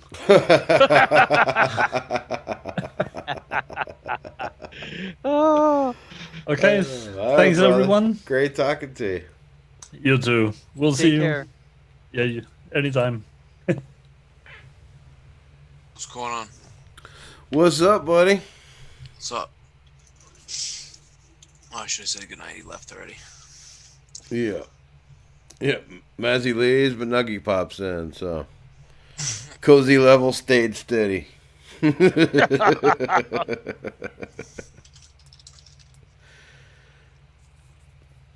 Wow. So, to continue on our this anthropological discussion or our archaeological discussion, what do you think of the things like Baghdad batteries and stuff like, or that weird what is that, the Ahamkara device or whatever that was that they found? Antithekara device. Well, before I go there, I want to say Brad Pitt donated a diamond. Said, "Cheers, Mazzy." So Rolling in the loot over here, aren't you? rolling in it. Those are 10 cents a piece, bud. Oh, are they? Approximately. Okay. I didn't know if that would equivalated to dollars or what. I was like, man, maybe that's $100. Wow. No, they're about 10 cents a piece or something like that. Okay. Oh, but like the Baghdad batteries are interesting. Is that really what they are? It certainly seems like it. I can't think of what else they would be. Now, Because it's what, the copper in the jars, and they assume it's some form of they figure they probably acid. used them for electroplating, so you can make shit gold plated or whatever. Yeah, Interesting. because You it's guys talking very about those low. pots? Yeah, because it's a very low wattage that they produce. Right. So, but it would be Would they good. have run them into a series or something? Yeah, they would run them into a series, and you just need a Vinegar. Okay, that's what it does. yeah, some kind of fill it with some kind of acidic substance, probably vinegar, because we know they had wine and everything. So Mm-hmm. just let it It's sit, pretty interesting. let it So sit a did little they- longer, and it pops up. Did they ever date those? Like as to a good estimation? That's a good question. I wonder if they ever found them, like where all they found them too, because they call them the Baghdad batteries, Right. but they had them in Egypt. They found them. Oh, really? Yeah. I bet they found them in Anatolia. Would be my guess. Let me do a little search here, see if I can. Rating, I it says had- Go ahead, Sorry. my bad. Go ahead. No. It says it produces 1.1 volts. It's Ah. not really a lot. No, it's not. But it's enough to electroplate something if you had a few of them. That's true. Yeah, because you don't need a whole lot of. You don't need much current for that either. Yeah, you don't need much wattage or voltage for that. Huh. Interesting. I'm gonna go ahead and toss in Anatolia into And that would search. make sense because even then they knew how rare gold was of element. So they, I could see if they were electroplating, to save on. Possible. Ooh, this is interesting. It says Baghdad battery. Here, I'll toss this on the screen. Let me. Because this is pretty interesting here. Combines two of my favorite subjects: ancient history and beer. Nice. Right? These are all good things. It's been many years since I had it.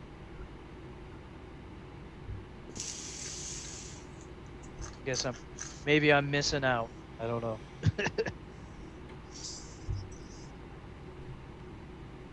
Alright, it's up there. Let's see here. Baghdad battery, possible beer purification. How long have humans brewed beer? At least 11,000 years, because they found it in Göbekli Tepe. Here we go again.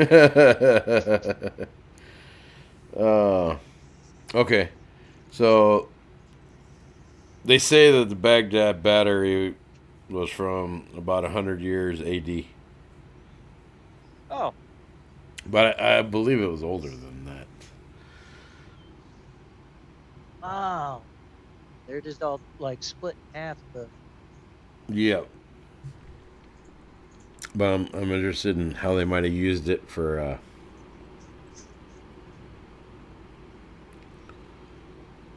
It's also saying that they could have been used for some sort of electrotherapy. That's also possible. Just shocking motherfuckers. Wow. Well, it would be such a low voltage that they, like my mom, when she broke her lower back, and they used to give her they call it a TENS unit, where she put the little electrodes that had a battery pack and it'd send electricity into that at very low voltage, like these would be. So it was supposed to help with the pain or something. I don't know. Oh shit, is that Nugs? Yeah, Yep. What's up? Yo, hey, how's it going, brother? What's going on? Let's see. A few proposed juices included electroplating metals, electrifying religious idols so as to impart a magical shock when touched, or even for therapeutic pain relief. I don't think they use it for electroplating because there's really no like electroplated objects from that period. You know what I mean? Yeah, actually, I can't think of anything that I've seen. You know what I mean? That's I think really far back for electroplating. I would have to look it up, but I think they did find some electroplated stuff, possibly. Well, no, because this article says that no electroplated artifacts have been found. So, I mean, if you put it in series, you do get, you could get some voltage off of it to do something with it. But yeah, they said it'd be really weak, like less than 1 volt.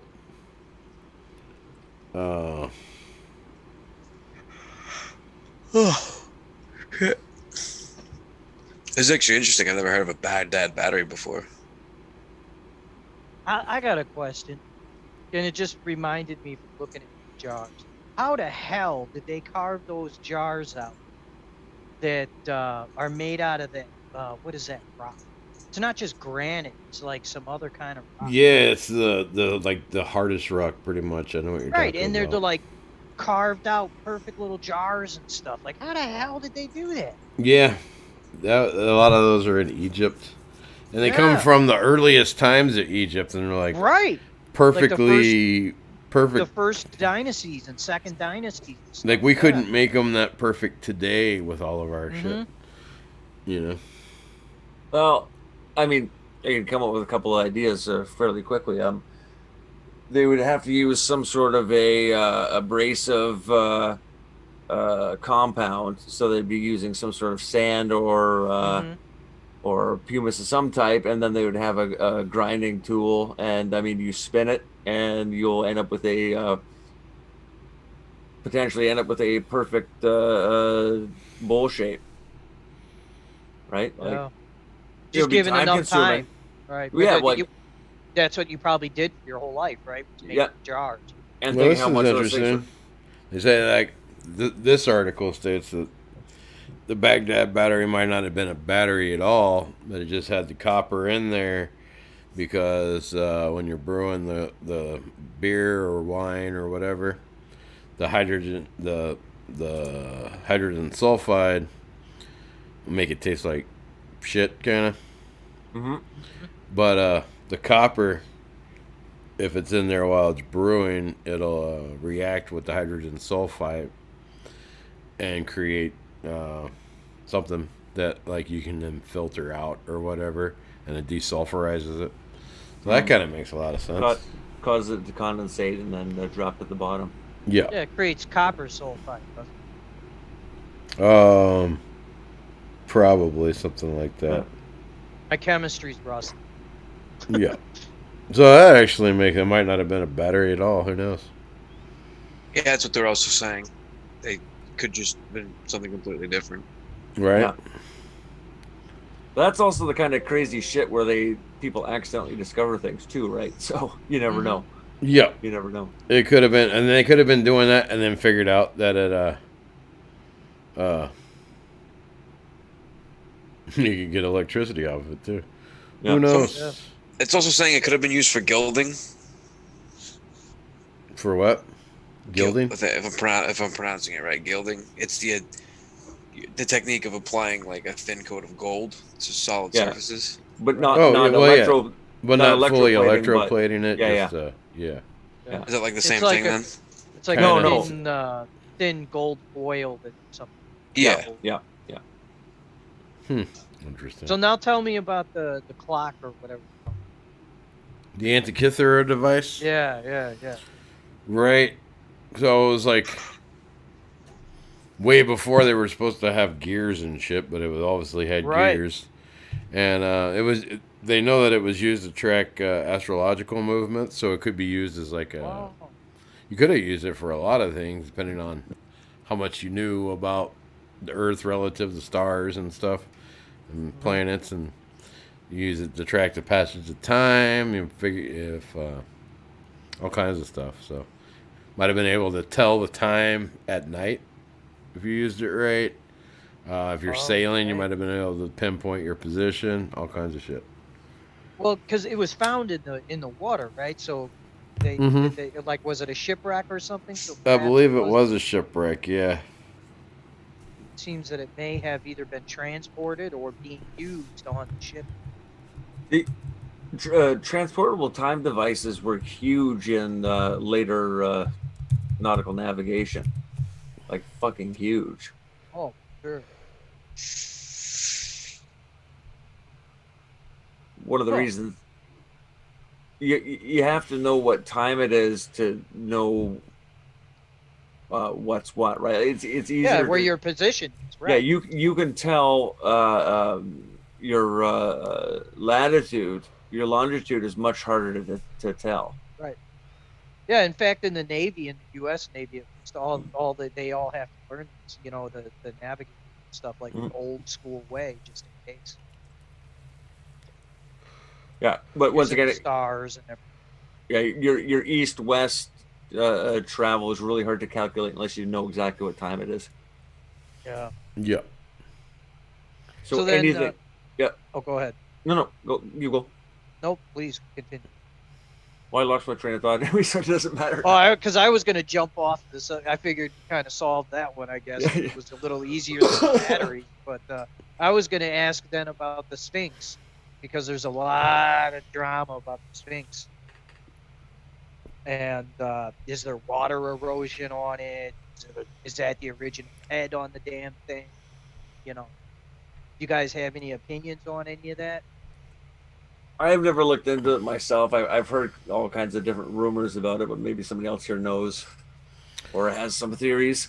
Yeah, I mean, I've looked somewhat into it. I mean, I know like the Robert Schock stuff, and I don't know that. So he thinks that there was a water erosion for sure, and he was a. Now I think it does seem like I've seen something that when it gets that, I'm not 100% sure if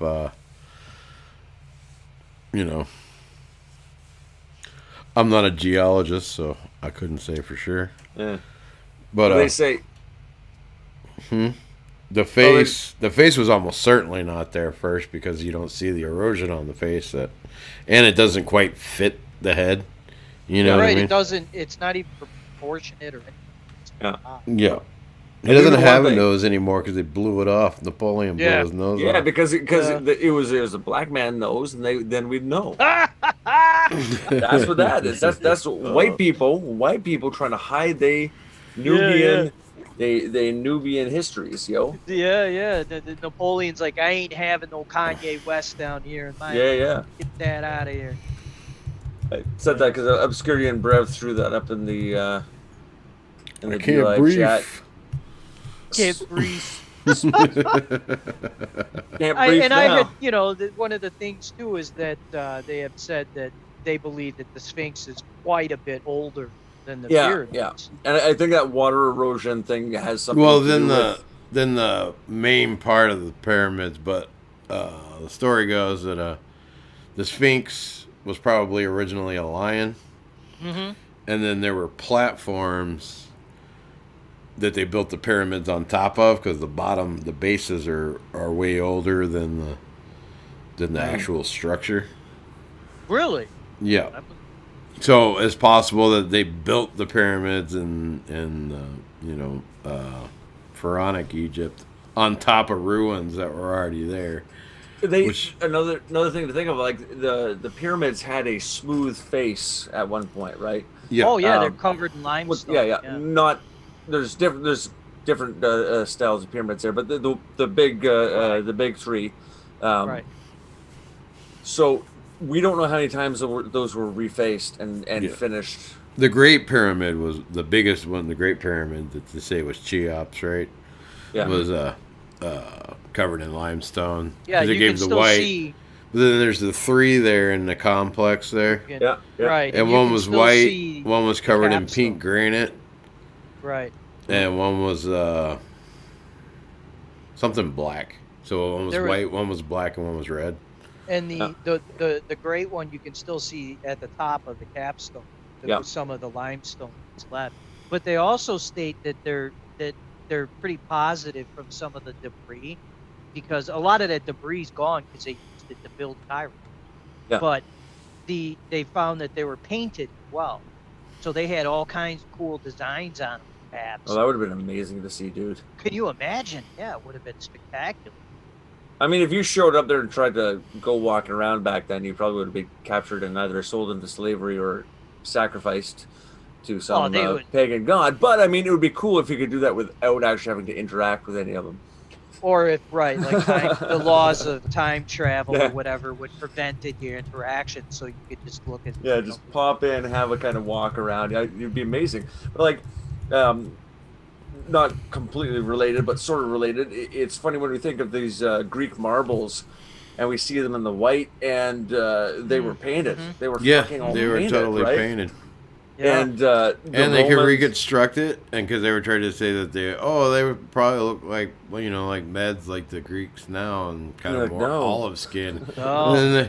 But then they tracked the paint, and they had red hair and blonde skin and blue eyes. And shut it down! Shut it down! They did. They're like, oh, shut it down. I was about to say this about the Romans, but there's I was watching a program on it was the Mycenaeans. I can't remember if it was them or not, but there's existing ruins, and all the walls are painted. Yeah. That's the Minoans. The Minoans, okay, yeah. And it's like Minotaur and the bowls. Yeah, and there's these beautiful burgundy paints and brown paints, and then frescoes, dancing girls and warriors and all kinds of wonderful stuff, right? Yeah. I've never been to Europe. I never got to go to Rome or anything like that. But seeing what's there now, it would be cool. But it's so like far removed from what it was. Right. It's hard. It's hard to imagine, and it's funny in all these kind of these movies that are historical, interpretations of Gladiator or whatever the fuck. They have these like bare white marble walls and white marble statues and all this shit. It's like, and they're all wearing dirty brown clothes, and we know they didn't. We know they didn't live like that. Yep. Yeah. And the Minoans, they were on the island of Crete. And well, their empire, they were a nautical empire, trading empire. They had the strongest navy, and they were fascinating people. Some people try to attribute them as they were just blown off of the island essentially because of a volcanic eruption. Yeah. It was one of those, I forgot there's a name for it, where the side of the mountain falls down. There's a name for that. Yeah, I know what you're talking. I don't know what that's called. But... And it creates a giant tsunami, and it just screwed them. And then there was, the more rising of the Greeks and the Romans that they defeated. Fellas, I don't mean to cut this short. I gotta head out. I'm sorry, but thank you. All right, bud. brother. Thanks for stopping in. And you're welcome anytime. I appreciate it. Have a good night, guys. You Yeah, too. good night. Yeah, but that's where the legend of the Minotaur comes from. Yep. That they had this underground maze. Right, and it was because the ruins were mostly underground by then. They were above ground when they were built, but Right. so they called It's it. There's a lot to that story. Basically, it's like overcoming your animal nature and stuff. Mm-hmm. Yeah. Absolutely. And so basically, they were talking about that it was a place of initiation into the mysteries where you overcome your animal nature to. This is what that's about.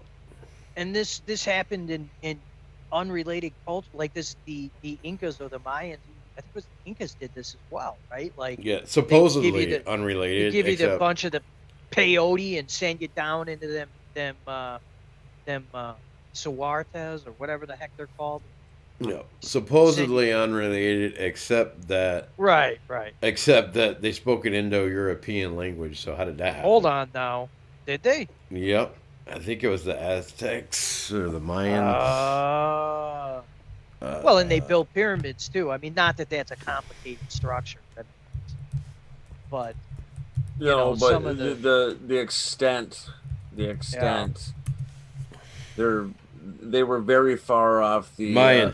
earthen mounds, right? Oh, wait. right. The Indo-European Native language are a American. large language family native to Western. But let me see. I gotta open this up now. Yeah, like Native Americans and Chinese did little mounds, like earthen. Yeah, but I mean, like Northern Europeans did mounds too, and that's right. kind of Central Europeans did mounds.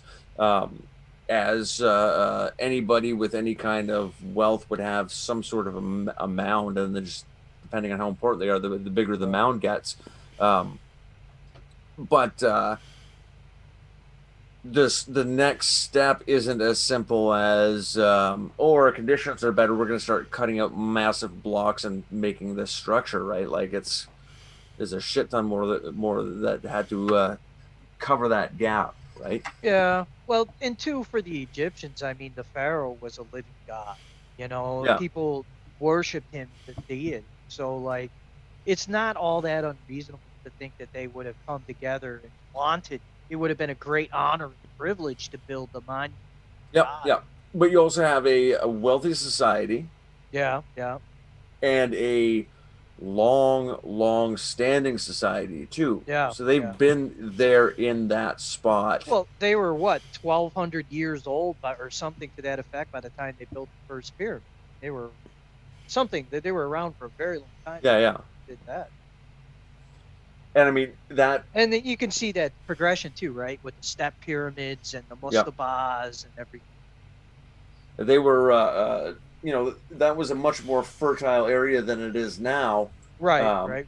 With the Nile, yeah. Yeah, and I mean it's where kind of the advanced type of humans can settle and stay put for a long period of time is where we start building shit, right? Right. You got Um, stability.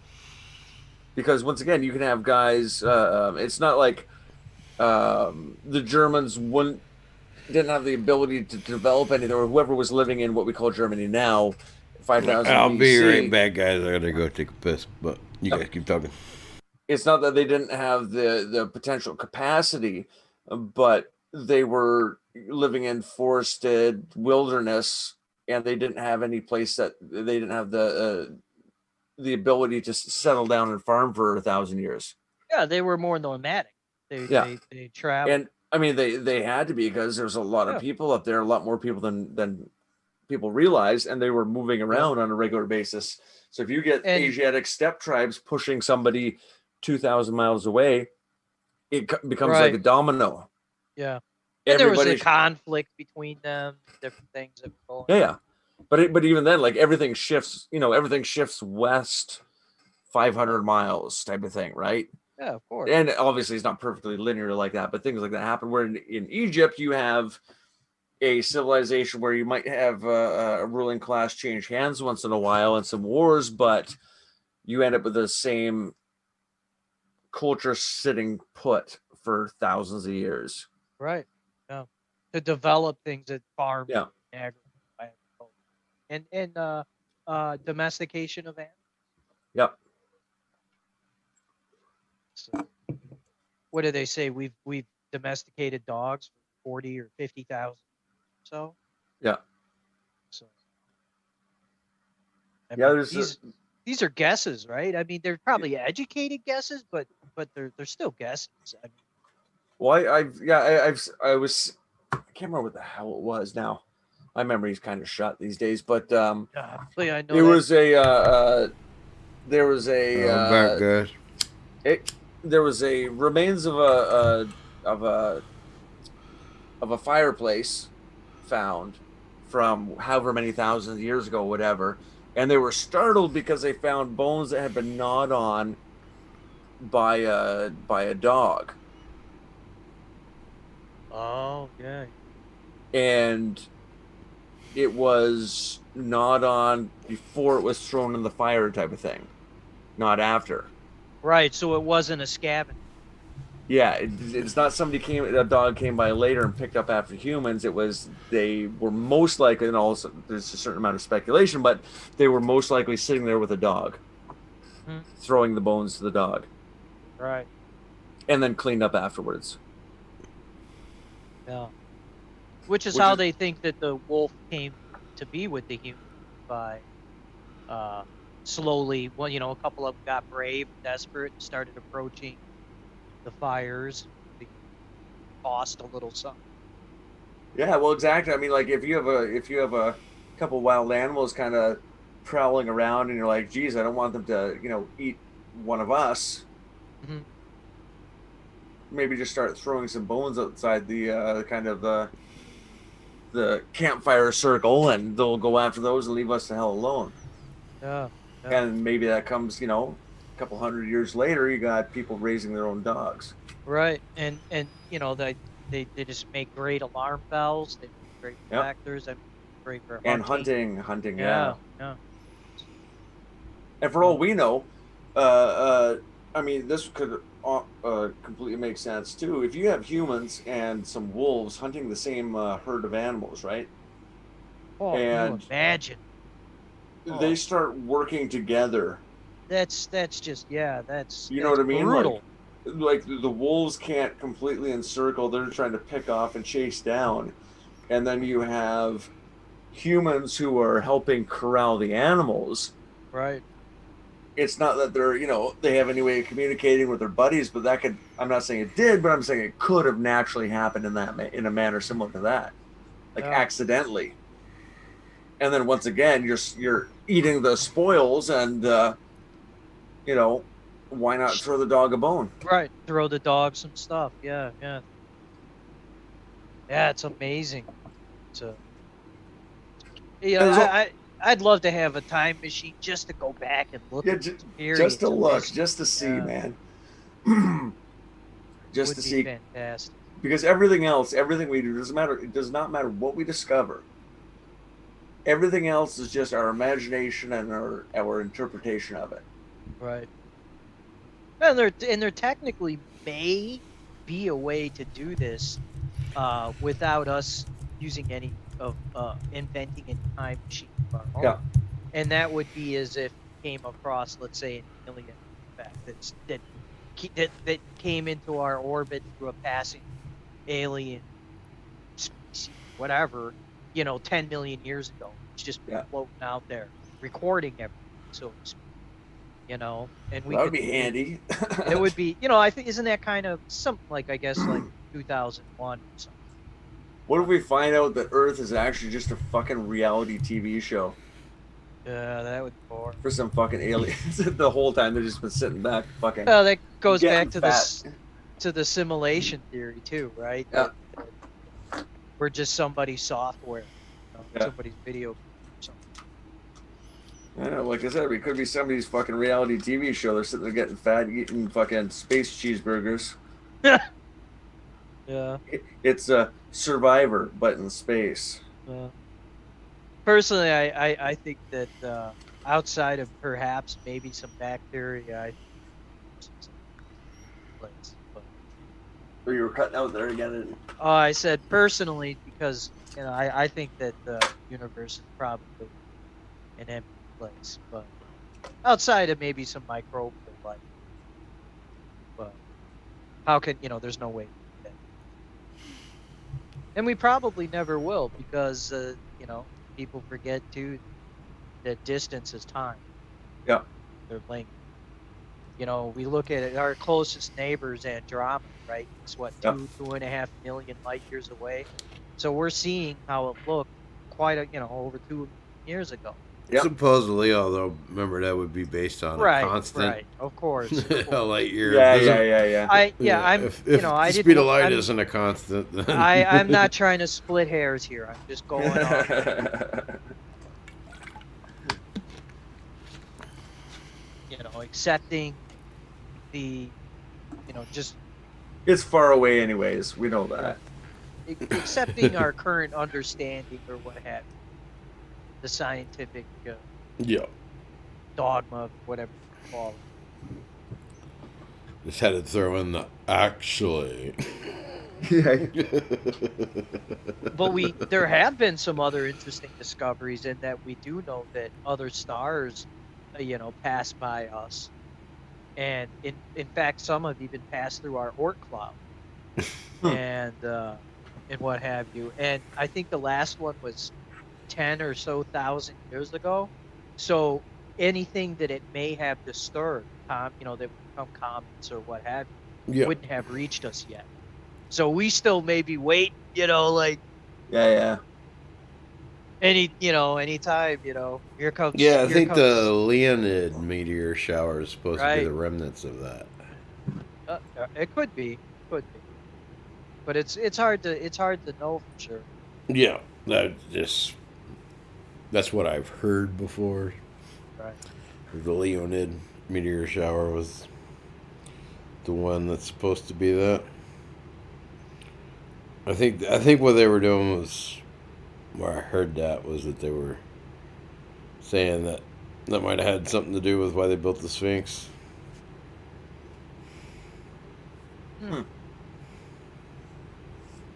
have you ever listened or read what have you by John West?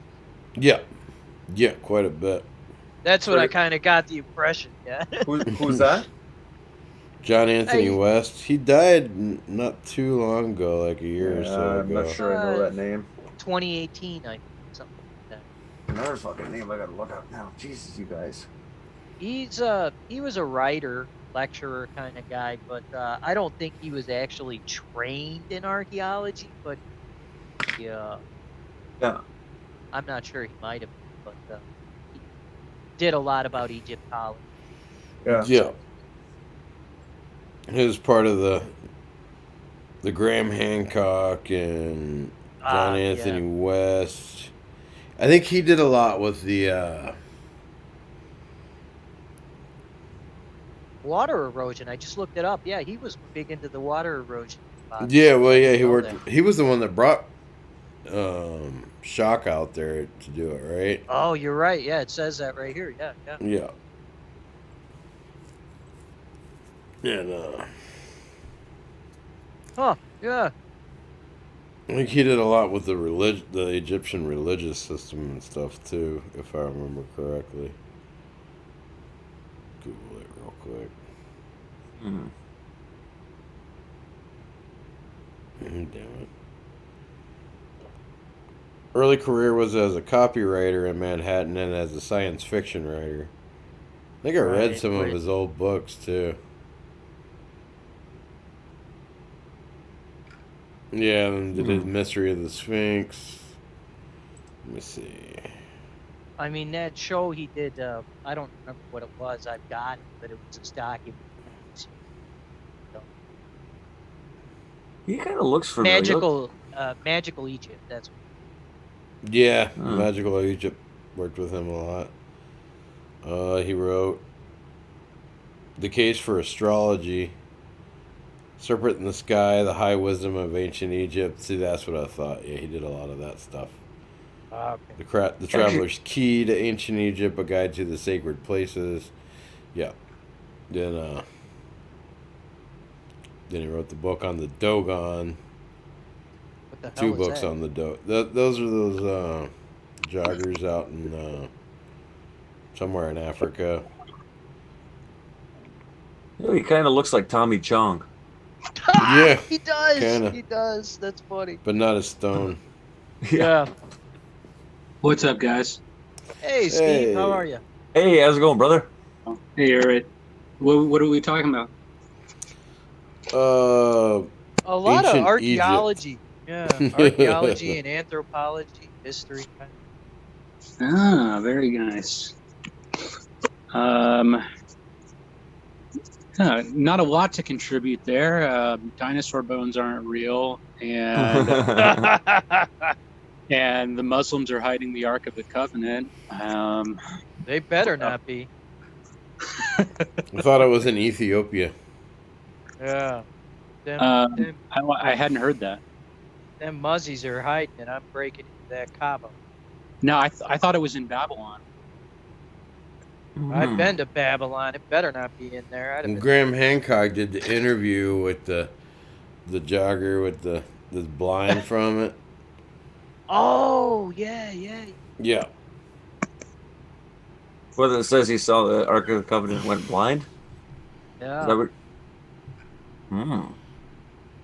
I heard that archaeologists came really close to digging it up, and then the local government shut down their excavation. Of course, you could say that about anything, but Yeah. Well, like I said, I mentioned it once before. Those Hillary Clinton, she's talking about they found the tomb of Nebuchadnezzar and all this stuff, and I'm like, holy mackerel! Yeah, they were saying some stuff about that. That was pretty crazy stuff. Yeah, and they're looking for the remains of the Nephilim, and I mean, it was just like, what the hell is Hillary Clinton? Like, how does she even know what this stuff is? Which actually brings us back to the because in the chat they were talking about the red-haired giants in early Americas, but they're also in China and everywhere else in the damn world. Isn't that what Tuatha De Danann was too? Yeah, basically. Supposed to be. The Tuatha De Danann were supposed to be related to that. All kinds of stuff. I mean, I always just thought that was the lost tribe of Israel, the tribe of Dan. Oh, so right. Tuatha De Danann is the tribe of red-haired kind of barbarians that controlled Northern Ireland and Scotland. Oh, so my people. Yeah, and okay. and they have like a kind of a mysterious history, and a lot of historians think that they are the tribe of Dan. I mean, just the etymology alone suggests that they're suggests a connection. Yeah. And you actually see etymology of Dan all over Europe, like the Danube River. Right. See, this goes into Bertrand Comparet, or whatever, how you pronounce his name. The stuff I was mentioning earlier before you got here. Yeah. Huh. Who's that? Bertrand Comparet. I can't. It's a European name. I can't pronounce it. But I'll have to go back and listen to it. I'm not familiar with that name. Compeart. But Yeah, lots of interesting stuff there. he did this what they call like a Christian. They label it a Christian identity, which is a way to call them. But he's the one where I was before you got here. I was mentioning how the tribes that had been captured by Syria were then they got their freedom, however which way, had gone north between the Black and the Caspian Seas and founded throughout Europe. And I had even listed the tribes actually earlier, but Dan was one of them. Huh. But, yeah. Then you also just have that Dan and Daniel is just like it's so ubiquitous with Irish culture. Like Danny boy, Well, then the language, Gaelic being so similar to Hebrew. Oh, I didn't know that actually. That's interesting too. That's how they relearned Hebrew. The Hebrew had been dead for about the language had been dead for about 1,700 years, and they had relearned it through Gaelic.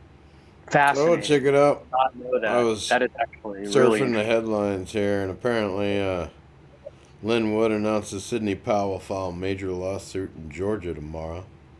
Good. I posted in the GC there on Twitter the video I'm talking about. Okay. So, I'll take a look at that. It's short. It's only like a half hour, 44 minutes, but it's really interesting stuff. Yeah. But he mentions he said the Anglo-Saxon, Celtic, Scandinavian, Germanic, kindred peoples are the descendants of the lost tribes of Israel. Yeah. The descendants of the 10 lost tribes: Reuben, Simeon, Dan, Naphtali, Gad, Asher, Issachar, Zebulun, Manasseh, and Ephraim migrated into Europe after the fall of Assyria. The descendants of Judah/Zara and Judah/Perez can also be found in Europe as descendants of Levi. And there's also a lot of people think that the tribe of Dan was sort of forced out because they were heavily involved in the occult. And of course, what is the most occultic people in basically all of Europe, if not the people of the British Isles. Yeah. And I've heard also that a lot of them kind of like secretly believe this and trace their roots back to them as well. Well, even the Queen does, right? She sits on the stone of David or whatever that is. Right. Yeah, there's a lot of reason to believe that the British Empire is the Stone of Destiny. What you're talking about? It's supposedly the pillow stone of Jacob. That's it. Yeah, and they're the descendants of King David. Supposedly, because he would have been before. Tribe of Dan would have been before David, if I'm not mistaken. Correct. Yes. And we know that the Star of David, like David spit on it. That's the Rem thing. Yeah. Right. Yeah, you kept calling it the Star of Rem, which is interesting. But yeah, because it's definitely not the Star of David, and it's never the Seal of Solomon. That's right. Yeah. David would have historically David was quite opposed to that association. Right. Yeah, because it's an Eastern occultic symbol. Yeah. Right. That But was supposedly such a mind fuck. I figured when you first learn that as in your 20s that the Star of David is actually like a magic symbol and has nothing to do with the Bible or Judaism or Christianity or anything. That's such a mind fuck. Yeah. Yeah, I it's feel supposed like to be how like Solomon summoned demons and made them do his bidding, like to Right, build the first temple. Yeah. that's such a yeah. red pill. That's such a red pill if you're raised in a Christian household. Mm-hmm. Mm-hmm. Well, Like, oh wait. and it to me a big red pill was, I grew up in a very 80s kind of house environment, and one of the big things that I had always thought growing up was wrongly was, oh, Jew, but he's not. He wasn't a Jew. Mm. And now, granted, the definition of what defines a Jew at the time is a little gray, perhaps, but a lot of people associate Jew being those who are from Jerusalem, where, obviously, Jerusalem is from Galilee, right? So he would have been Galilee. Yeah, but he was a direct descendant of David, and his family they were practicing Jews, like they celebrated Passover and they observed the Sabbath. He saw the temple as a holy place. Like I would have to push back on that he's He not also called them the synagogue of Satan too. Yeah. Well, yeah, but I mean the Sermon on the Mount is based as hell, but he himself he was a dissenter from within, and from what I see anyway. But but like you said, the definition changed. Is that after Jesus, there really is no Judaism except for a religion of ethnocentricity and denial of Christ. And Talmud. Yeah, which is just absolutely horrible. I mean, they believe. And what is the other one? Kabbalah. Yeah. Kabbalah is very popular in Los Angeles, let me tell you. Really? Oh shit. Yeah. Yeah. It's the hip thing, right, dudes? Like, come on, just throw on the bracelet, do a couple little spiritual things. Come on, it's really, really nifty stuff, guys. Madonna's doing it. Like, fuck. Yeah.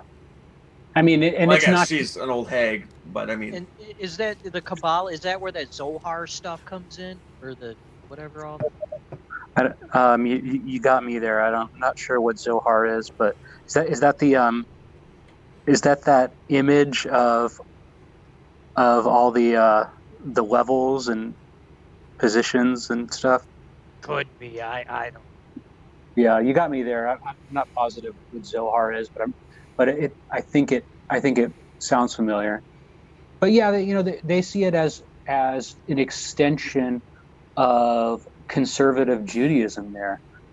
Yeah, the Zohar is foundational. I'm reading this isn't from my mind, my memory or anything. The Zohar is the foundational work in the literature of Jewish mystical thought known as Kabbalah. Mm-hmm. But where the big disagreement comes is that conservative Jews and Orthodox Jews don't believe that Kabbalah should be used as a foundation for teaching. It's more something to aspire to after years of study. So these places like the Kabbalah Center are pretty controversial. Yeah, because this is like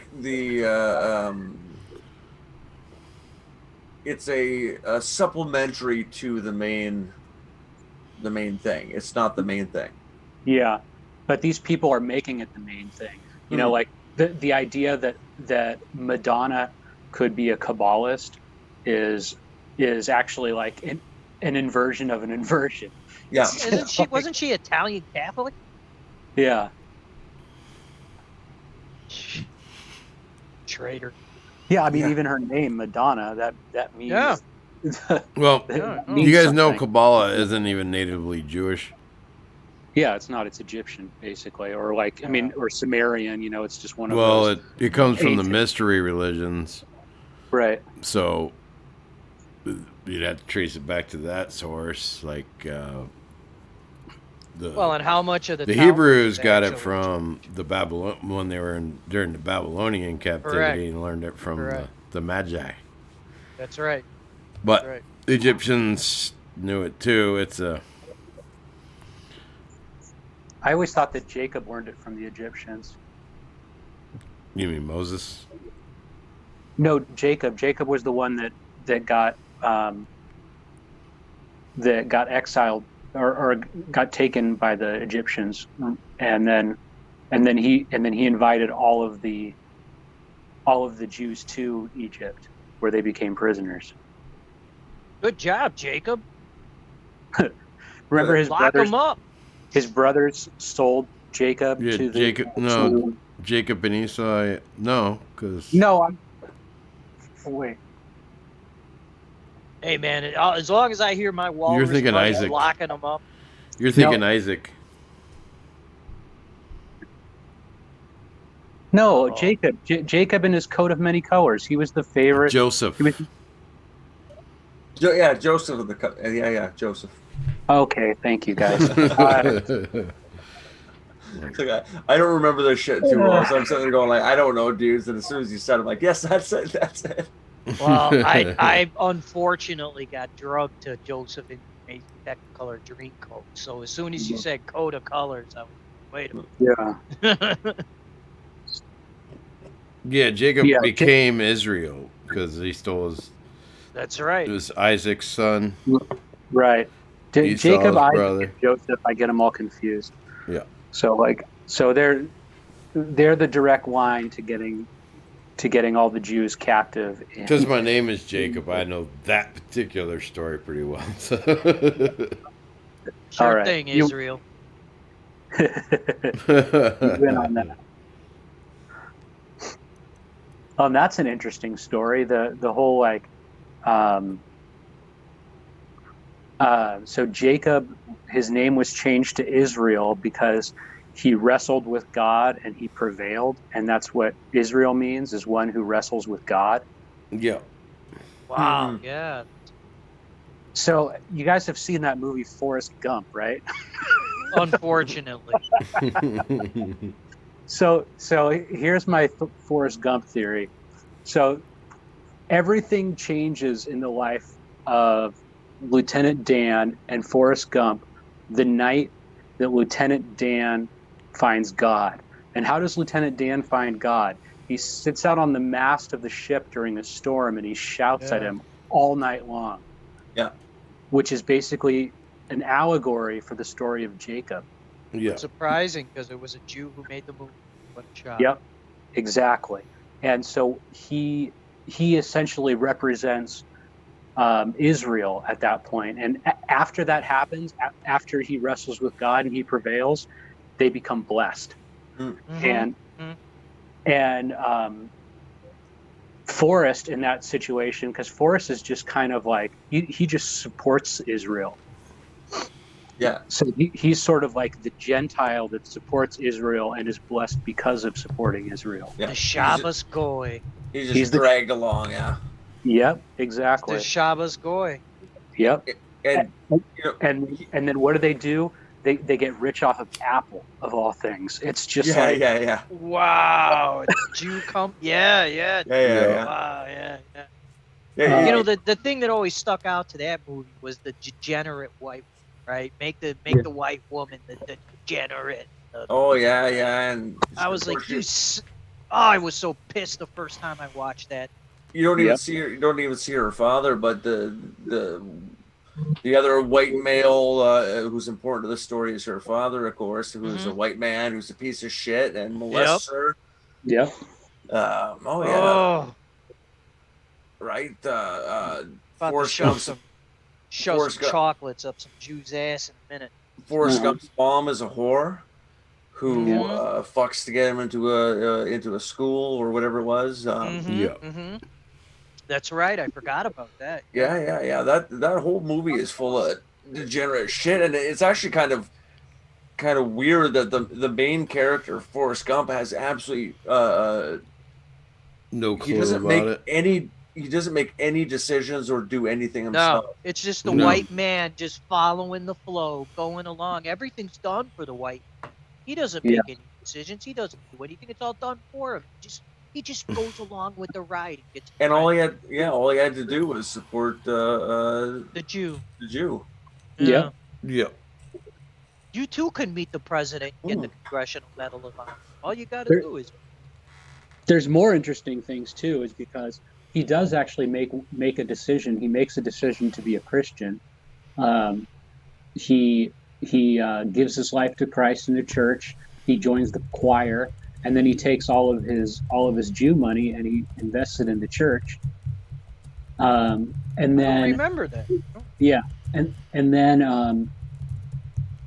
Lieutenant Dan. So you really want to take it to the next level. Lieutenant Dan, who was paralyzed, had no legs, is given legs. And Holy he walks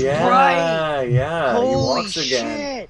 That's right. But he joins the Jogger American Church, does he not? Forrest, he joins the It's been so long since I've seen that movie. Man, I've only watched it a couple times because I was so irate. I can tolerate Star Wars. There's two Jew things. I can tolerate Star Wars and Indiana Jones. Despite Was George Lucas Jewish? Yeah, probably.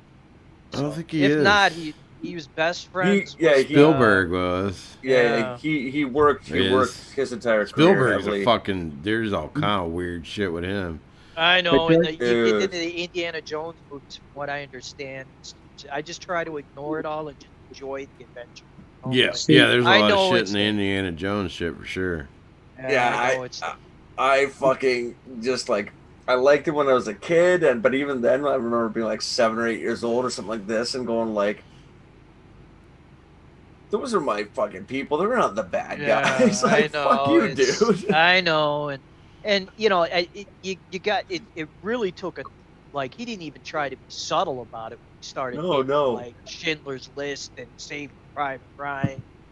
The timing of Schindler's List is also very fucking interesting. Oh, yeah. Considering certain court cases that were happening in Canada, and then all of a sudden, boom, Schindler's List. Right. And what was that project that they had where they interviewed all these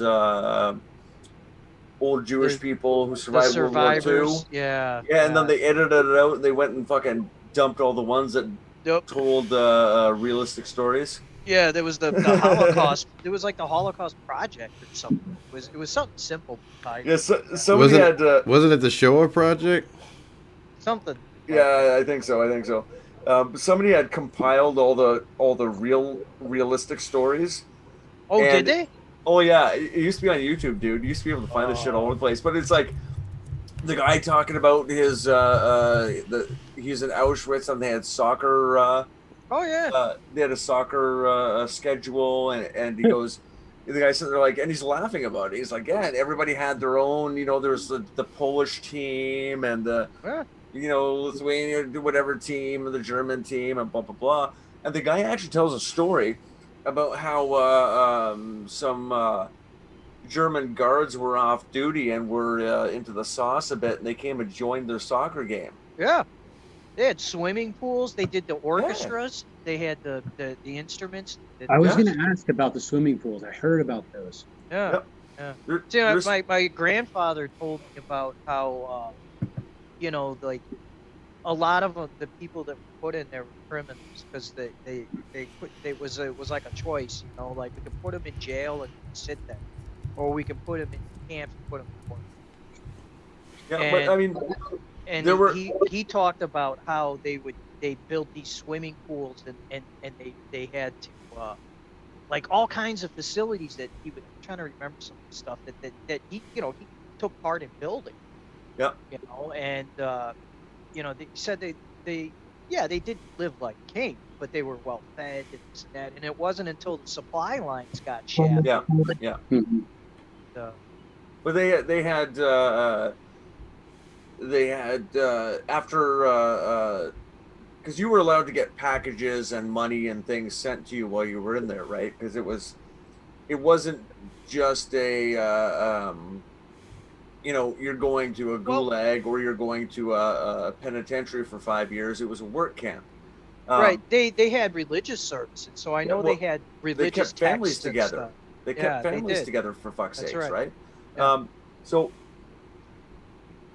when things started getting tight outside, as far as the individual civilians, I mean, they don't have as much anymore. Things are getting harder to get. Money's getting tighter, so fewer and fewer things were being sent into the camp, and they came up with a in Auschwitz, particularly. This is what I heard about, and I've seen the evidence of the actual money and the stamps. They came up with their own currency in the camp. Right. Absolutely. So you would get paid, so you would have some money to spend at the canteen. Mm-hmm. Right. Absolutely. So was it was it a resort? Absolutely not. Were you fucking packed in with a bunch of communists and fucking criminals? Well, yeah, that too, right? But they did segregate. Yeah. In the camps too, like the different people like went to different buildings, different houses. But they had a fucking brothel. Yeah. For the inmates. Right. Yeah. They did theater. They did like I said, music. And, they had an orchestra. Yeah. They had daycare for the kids and like. Right. No one's saying that this was a wonderful thing. But it wasn't what people told. It was. And you think about like refugee camps in Africa. Yeah. I mean, they're worse, I think. Huh? Oh yeah, much worse. Now, just you mean like Paris? Yeah. Jeez.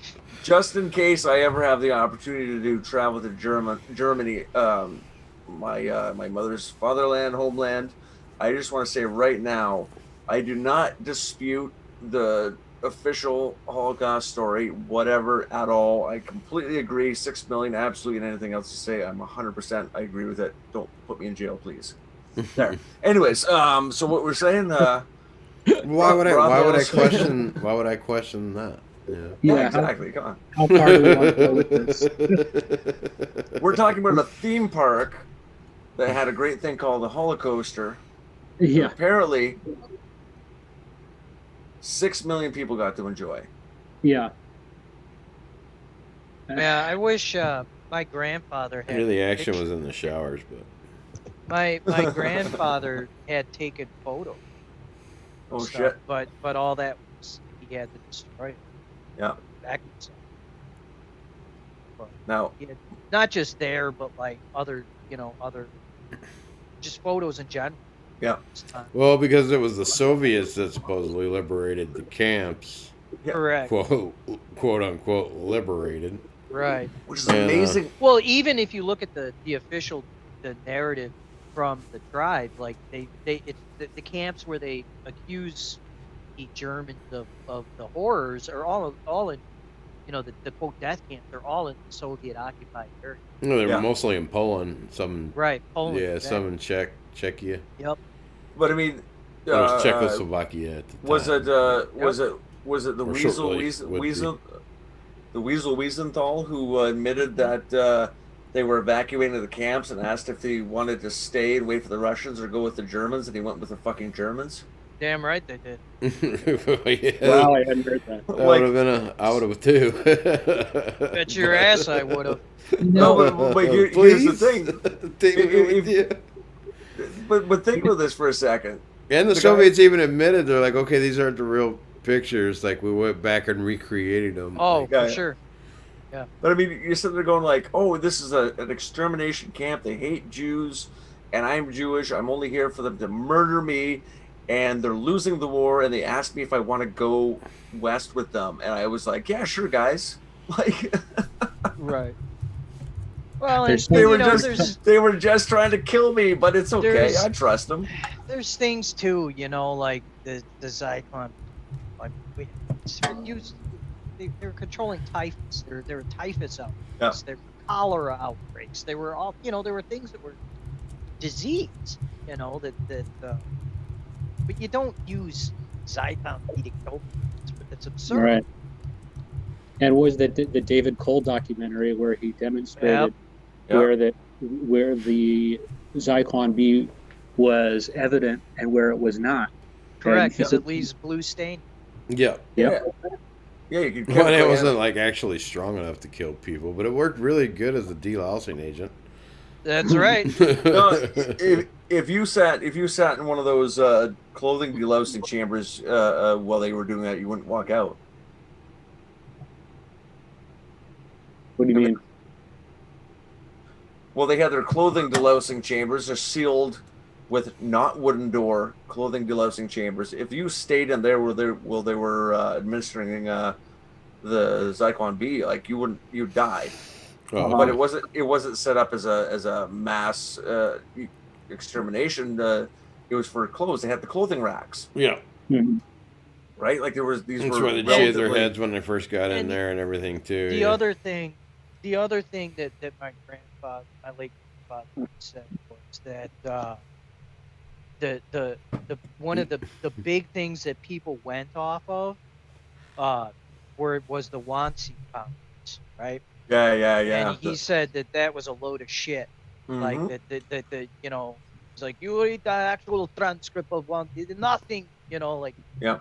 it totally, you know, mischaracterized and there was no final solution talked about. There was no, you know, it's all not that was, and the actual transcript survived, right? You can read Yeah. it today. Yeah. Yeah. And like, look at compare. Oh, my compare, favorite like- is talking about the millions, right? But like, they all had a 6-digit number. Oh yeah, I saw. You- I never Yeah. even thought of that before, and then I saw a meme about that. I was like, holy Yeah. fuck! And why did some have those tattoos and others didn't? Right. Yeah. And let's face it, you know, in fact, like nobody disputes this fact. The Germans were some of the most meticulous anal retentive record keepers. Oh Yeah. yeah. I mean, they kept postcards for God's sakes. I mean, they kept everything. Yeah. No evidence of it. You know, Oh, Oh, why you- didn't FDR write about it? Why didn't why didn't Eisenhower write about it? Why Yeah, didn't yeah. you know? None of these people wrote about it. Hogan's Walrus? Heroes. It wasn't Walrus? even mentioned. Walrus. Yeah. Are you still on YouTube? Yep. Not anymore. Yeah, if I was gonna say that, I'm like, here goes my YouTube channel. Yeah. But Well, actually, you know, this It's all kind right. of thing you can actually talk about on there to an extent. I think they're a little more lenient on it. At least they were for a while. Just But don't say explicitly what we're talking about. Right. yeah, somebody would have to report it, and then it would, Right. because like it wouldn't. The get, other thing, it wouldn't get picked up automatically because we're not No. dropping the. where the other thing is keywords. picked up, that the other thing we talked about originally is picked up. By, Yeah, the coof. Yeah. Yeah, that gets picked up if you say the words. That's why I don't say the words. But yeah. You know, Which doesn't make me suspicious at all. Well, I mean, If they you- could. It's they just scan it like No, but- automated software. If there was no problem or nothing devious about that, then why would you not want people talking about it? right? Did you guys hear that fentanyl Floyd is they put a Saint- fentanyl Floyd in the Holocaust? Yeah. Oh, 6 million and one. Here we Yep, 6,000,001. I gotta use the facility. He's officially one of the first officially recognized Black Hebrew Israelites. There you go.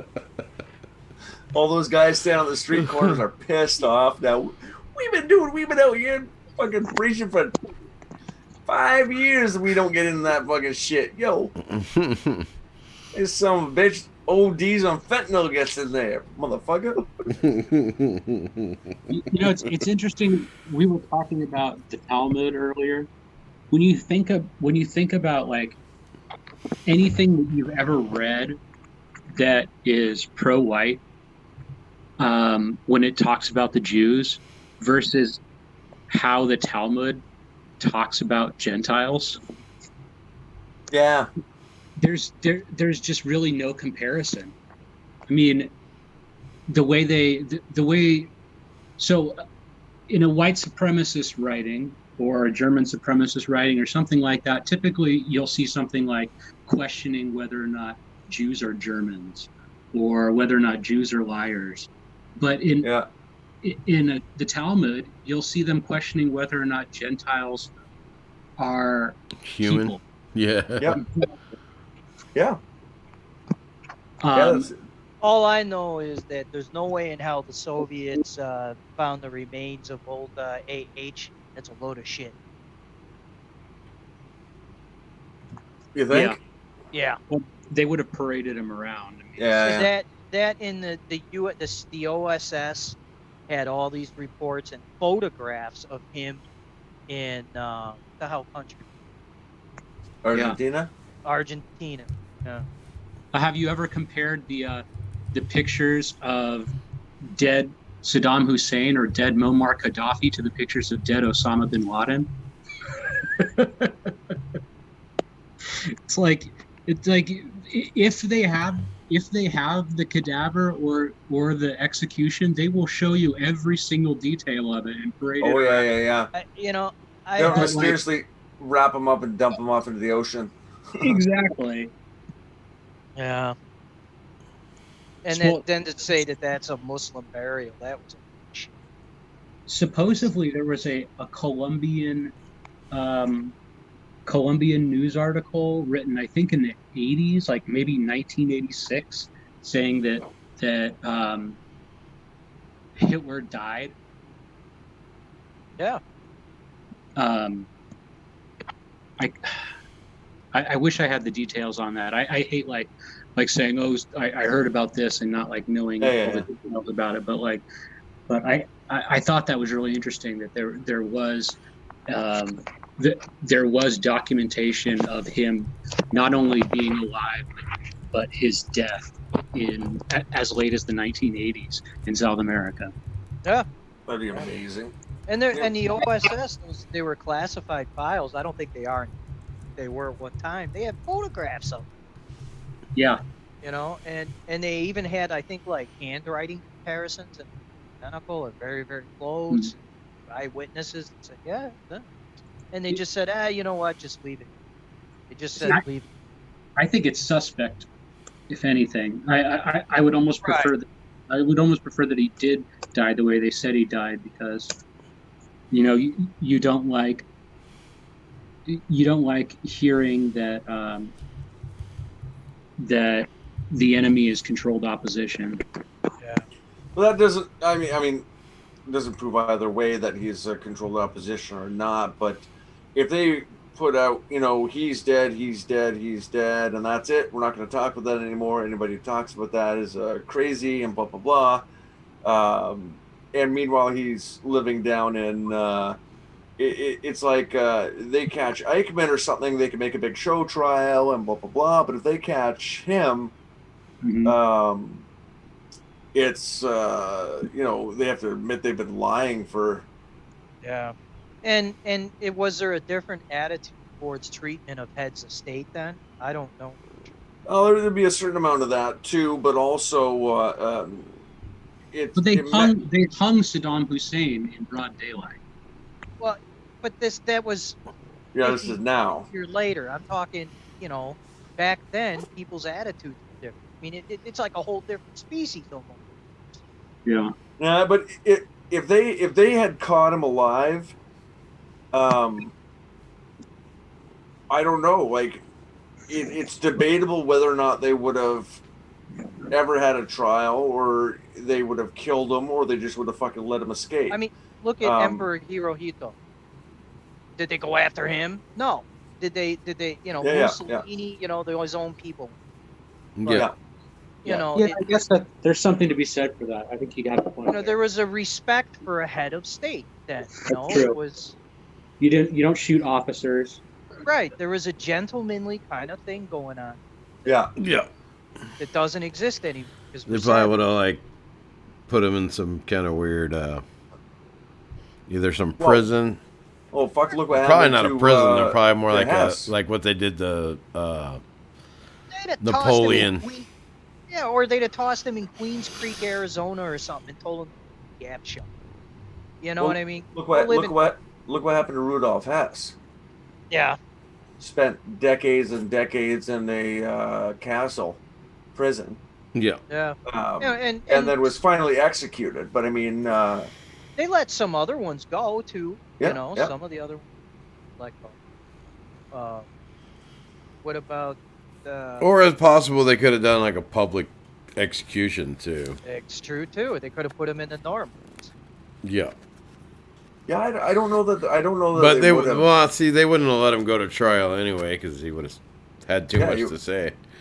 Especially him. Yeah. Yeah. And you know, if the war is over, there's a lot of pressure off the guy, Mm-hmm. and you give him 6 months to kind of recuperate and get his wits back. The guy was a phenomenal public speaker. Right. Exactly. Oh. He would have been Don't- very motivating testimony, Yeah, you don't want to give this guy a platform. or a chance to start again somewhere else, yeah. like America, where he's more popular. Say. So what do you think about these Jews like James Corbett that say that Hitler was like a Rothschild or Well, something? see, I've brought that up before myself too, and I've asked about that. Well, yeah. No, go ahead.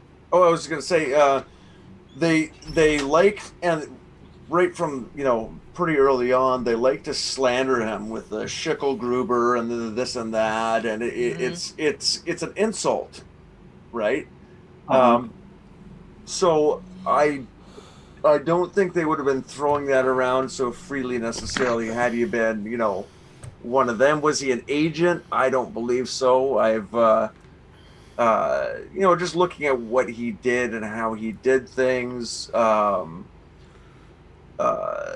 look at his interactions with the ruling class Germany. He was always fighting with them. They were always at odds, and if the international financiers wanted to control the German government, they wouldn't do it through. It'd be easier to do it through the Prussian aristocracy. Right. Right, Well, because and they're look at his- they're already up to their necks in debt to him. And look at his history too. Like when he from World War One, and then making that his kind of discovery about the Jews. You read through that in Mein Kampf, and his debates with them, his arguments with them. Yep. Slowly I began to hate them. And it wasn't something that he was just like, oh yeah, I don't. It was, you could see the pattern, like how it developed, how his attitudes evolved, and where they came from. Yeah, So and there is like a lineage kind of, right? and I would say if you look at the way he lived his life and what he did, it seems pretty in character. Everything has a coherent kind of character arc of a development. He was poor and living on the streets of Vienna, and then he Struggling gets artist. here, and he gets where he goes, and this happens, and what does he do? He takes the profits off his book and builds a fucking mountain villa, and Oh, guys, we got some breaking news that Trump's going to Michael, pardon yeah. Flynn. Yeah. Nice. About fucking time is what I'd say, but If this is to be believed, yeah. What is this? The article also says, there's another little tidbit in there too. It says President Trump, who has reportedly told people in his close circle that he plans to pardon his former national security advisor, Michael Flynn, before leaving the White House. Now that part of it is. Yeah. so it could be 4 years from now. Yeah, or it could be that also means I know. accepted that he's leaving. Yeah, it's possible, but What do you think about so let's talk let's talk concession. What happens or I mean he's not going to concede, but he'll lose if he loses in court. Do you think he should just run again in 2024, or do you think we should start a secession movement? Well, you might not have a choice. yeah. You might not, We might not have much say in the matter. It's you might, I mean, things aren't going to be going better for honest, hardworking Americans, right? Like it's going to be fucking. But how? All right. So what is it like? Like over 73% of Republicans think that the election was stolen, and 98% of people watching alternative media believe that the election was stolen. How are you going to convince, like me personally, I'm one of the most politically active people I know, but I have to vote for after this. How am I going to get myself to engage? I think there's going to be a serious push for secession if Trump loses court. Yeah. Yeah, well, this is kind of you're at the Rubicon, guys. Like, basically, it's. I've been saying this. Either way it goes, that things aren't going to be the same after this. There's going to be, either way, there's no going back. Right. Yeah. All the courts are doing right now is so we could say that we tried to do it the right way. Mm-hmm. I mean, it's all going to come down on the Supreme Court at this point, and that's just basically 5 people deciding for the entire country whether or not we're going to accept the election or not accept the election. Yeah, I don't. Yeah, and so many like people that vote Biden, actual Biden voters, the ones that actually exist. They after all the bullshit he's been spewing since about lockdowns and everything else, they're like, oh my god, I didn't know he was gonna do this. Fucking, they wish they wouldn't have voted for him anyway. Yeah. But it's like, from the left point of view, how can these 5 people overturn the decision of the states where there's no evidence of election fraud? And on the other side, how can these 5 people dispute the mountains of evidence of election fraud to the people on the right? It's a immovable object meeting an unstoppable force. There's no way that things can continue in any normal capacity moving forward. Yeah. No, there's never. And I mentioned this in the DC earlier. I hear these, the conservative Republicans, say, talking about, because I belong to some other group chats. They're not really based back up, but they we got the primaries. We got a primary. I'm like, yo, the machines are rigged, man. Yeah. The primaries don't fracking matter. Yeah. How do you think Biden won? Right. Like, exactly. And even the Democrats mentioned this, Kobacher and Pocahontas and the other, Yeah, he just all of a sudden started winning. Is it true that Trump got more votes than any other president running for re-election ever? Is that true? Both candidates are the number 1 and number 2 most votes ever received by any candidate. Yeah, period. Yeah.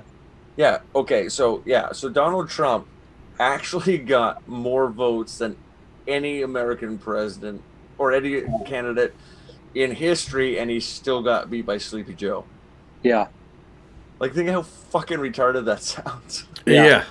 And I'm It doesn't sorry, make th- any this to sense me- that both of them got the most votes Right. of anybody in the, you know. And I'm sorry, there's no way in hell. There's just no way in hell that, and frankly, I might even say this about Trump. There's no way in hell that Biden got more votes than Obama. Yeah. That there was like this bizarre cult personality thing with Obama. One thing to remember, though, there was that, but at the same time, voter turnout wasn't phenomenal at that period of time. No, there are a lot of white Christians. So Trump beating him, I think, is more reasonable than Biden beating Trump the guy had who the- beat Obama, right? Yeah, because Trump had the evangelicals in his corner and stuff. But there was a lot of momentum, dude. Like, The only explanation for this is that Trump is just the most the most divisive leader in American history, because if you look on Twitter, nobody is talking about how great Joe Biden is. They're talking about how great it is that Trump lost. That's exactly it. Yeah. and there is some truth to that, but it's not anything Trump did or said.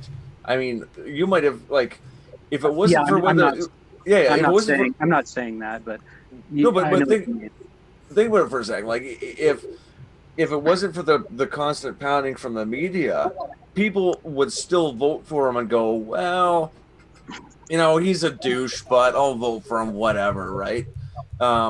Or just not go out and vote. Yeah, but he was divisive on all levels. Like, take a look at somebody like George W. Bush. George W. Bush was extremely divisive for, like, working class people.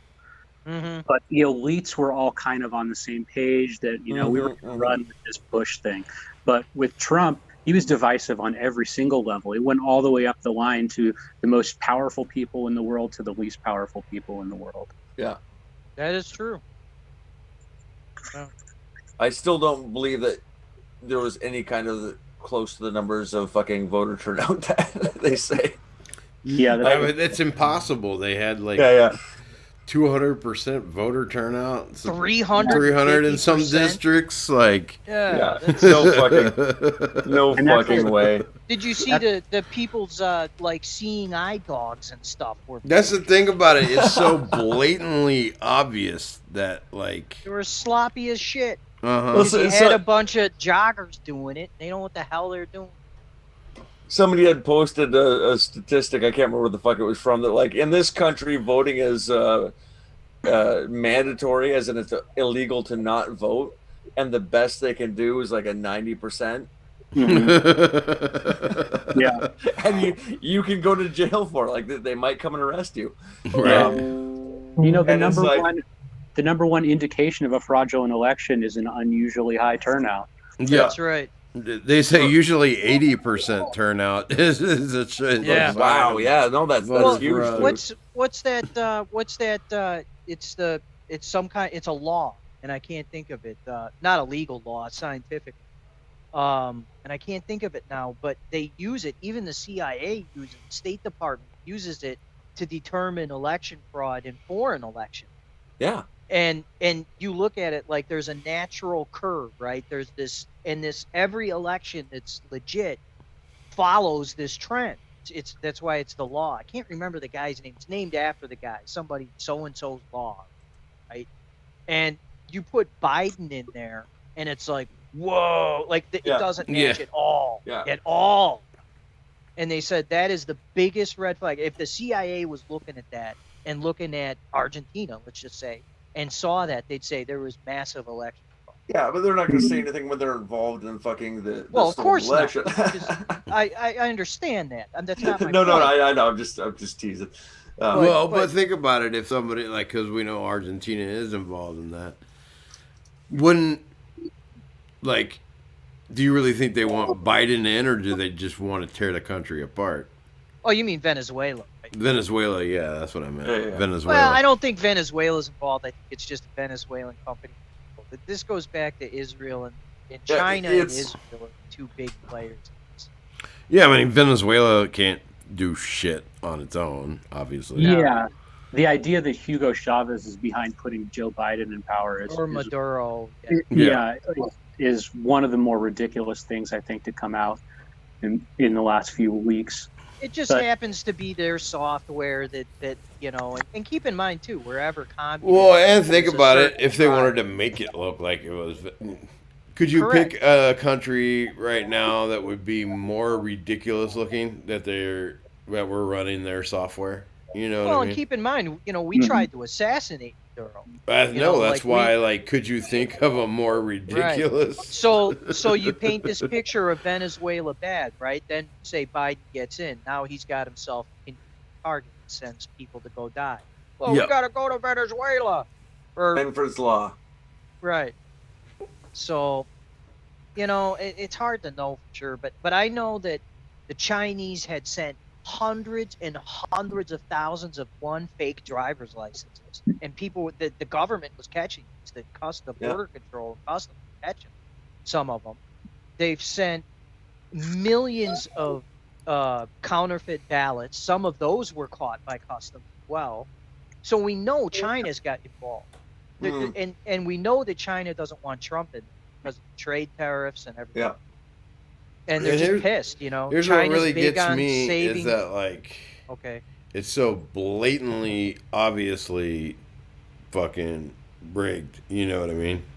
Yeah. At the end, who cares who's involved? Right? It's obvious that it's rigged. Right. Half the people believe that it's rigged. I mean, half the Americans don't think it was. Yeah, at least, and I don't know if I actually believe that number, but. Who doesn't think it was seriously? You know what I mean? You gotta be out of your fucking skull. Did you see the other thing in that district where they all wore the same bracelets? The people that were counting votes had specific bracelets on. Really? To identify them. Yeah. Yeah. That's and they were having raffle type giveaways. Mm-hmm. I saw that for the Native American tribes and shit. Prove you vote at the Indian casinos. Prove you voted, and we'll give you'll be joining in this raffle for these gift cards and shit. Get yourself another bottle of fire water.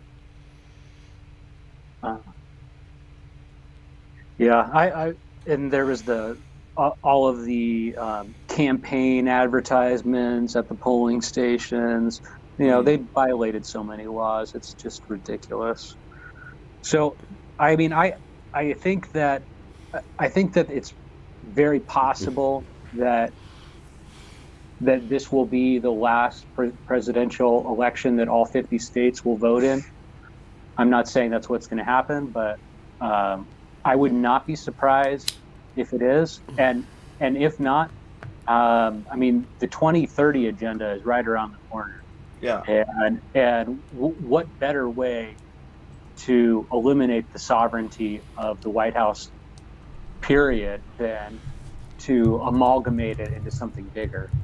Right. I said it earlier that I think that this is the last presidential period. They're not even going to be doing it. Not that Biden's going to be in there, but that they'll just come up with some other process or whatever. Yeah. He tweeted out "Build Back Better" yesterday. Did you guys see that? Wow. Yeah. And I mean, you mentioned the 2030s around the corner. Yeah. But that agenda's already in effect in places. I mean, it's already being carried out. Well, because there was Agenda 2021 before that, and that's, That's that Glenn Beck thing. That's all I know about it. I had a book by Glenn Beck on it. So, I've been hearing that for a long time.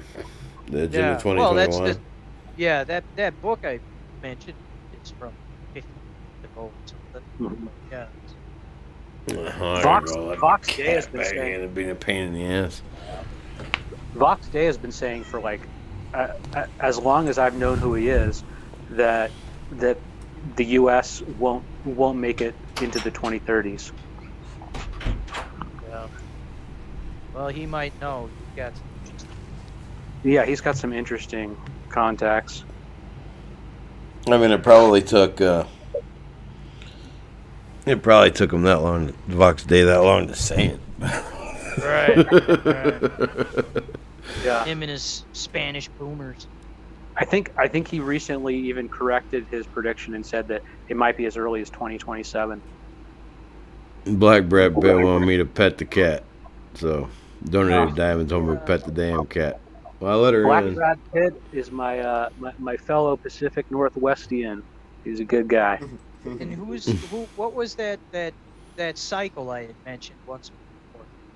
And that guy's. Huh? Yeah, go ahead.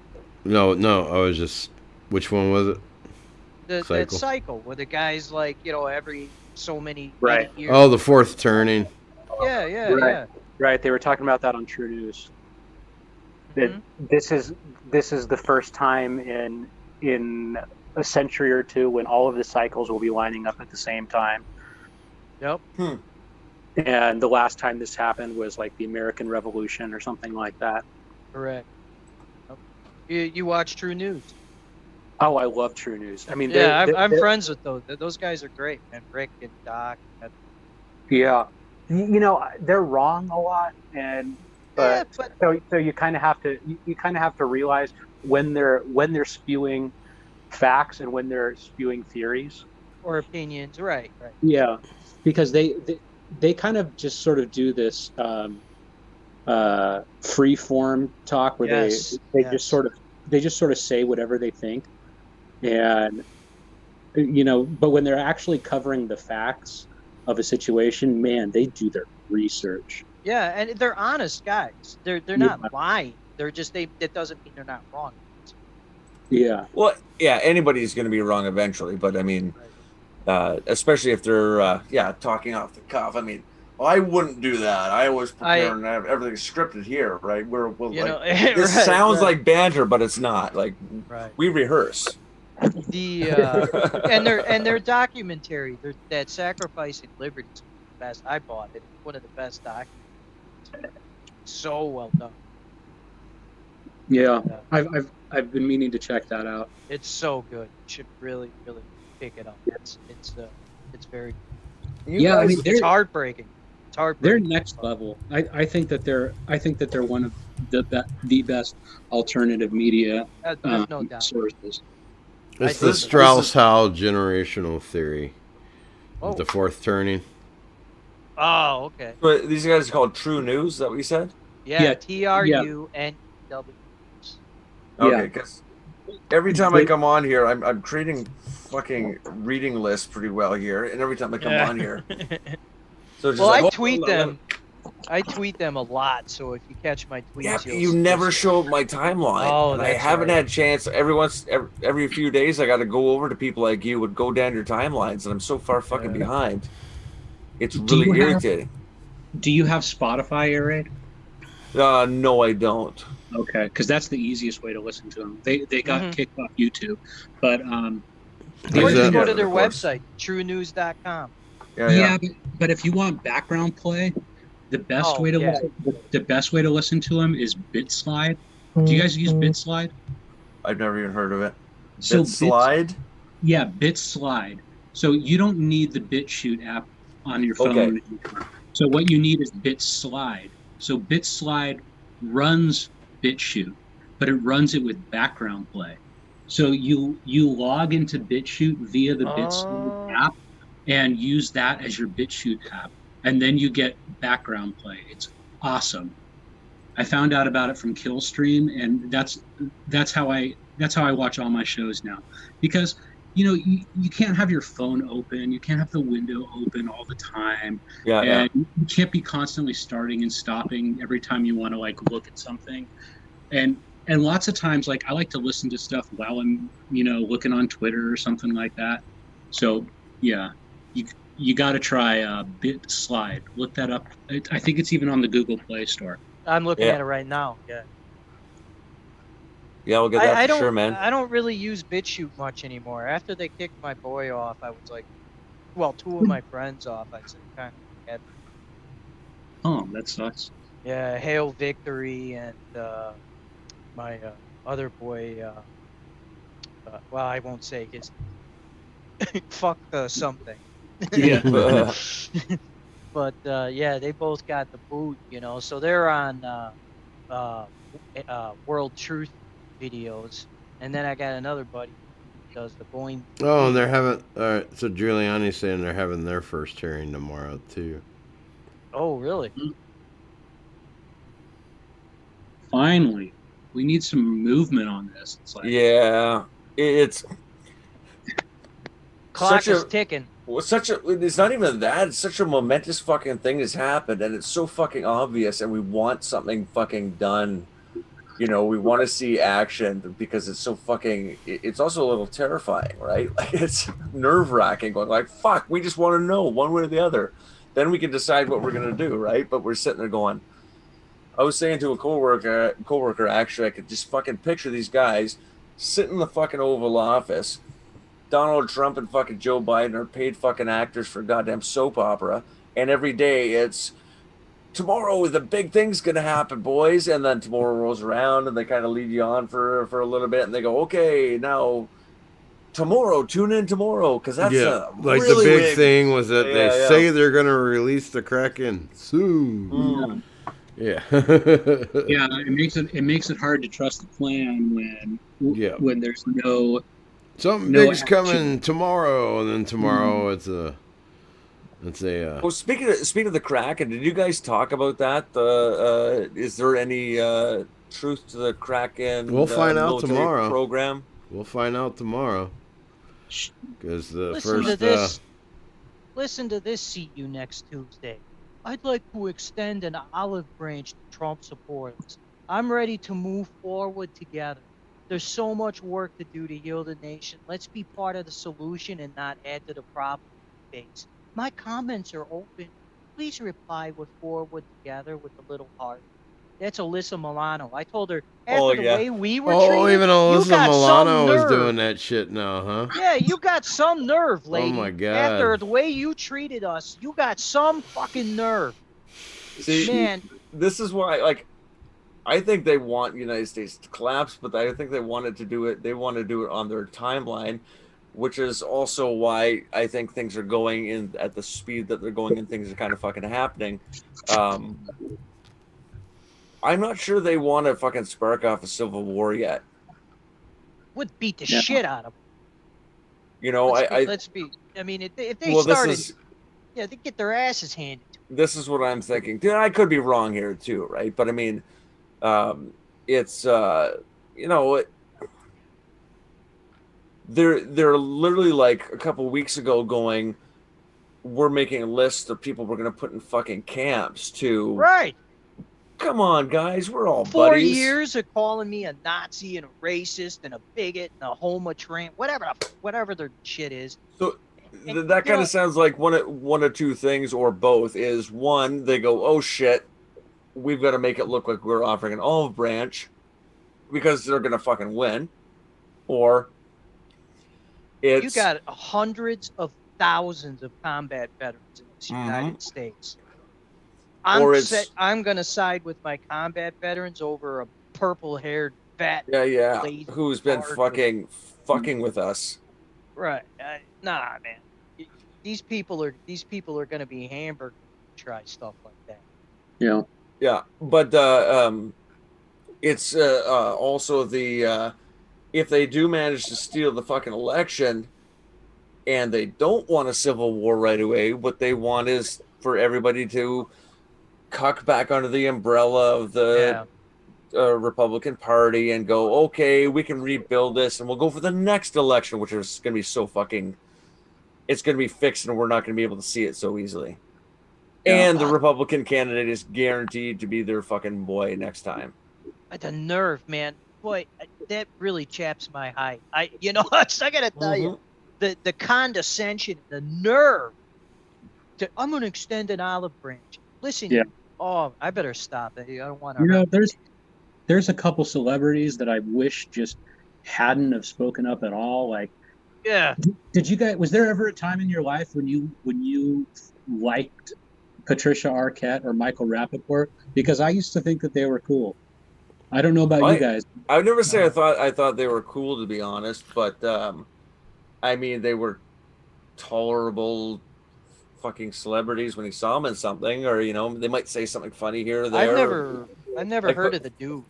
Remember when you never used to think about actors' fucking politics? Yeah. Remember when they never talked about it? Yeah. They Like, never you just- talked you about it because nobody gave a shit because they were a fucking Right. actor. But You know, like, and I gotta tell you something real quick. I'm friends with some actors. Like, if you look at my original Twitter account, you dig through my followers, you'll see they follow me. Yeah. You know, Edward James Olmos, William Shat. I'm friends with some actors, and they're not of the same political view per se that I am, but we get along fine.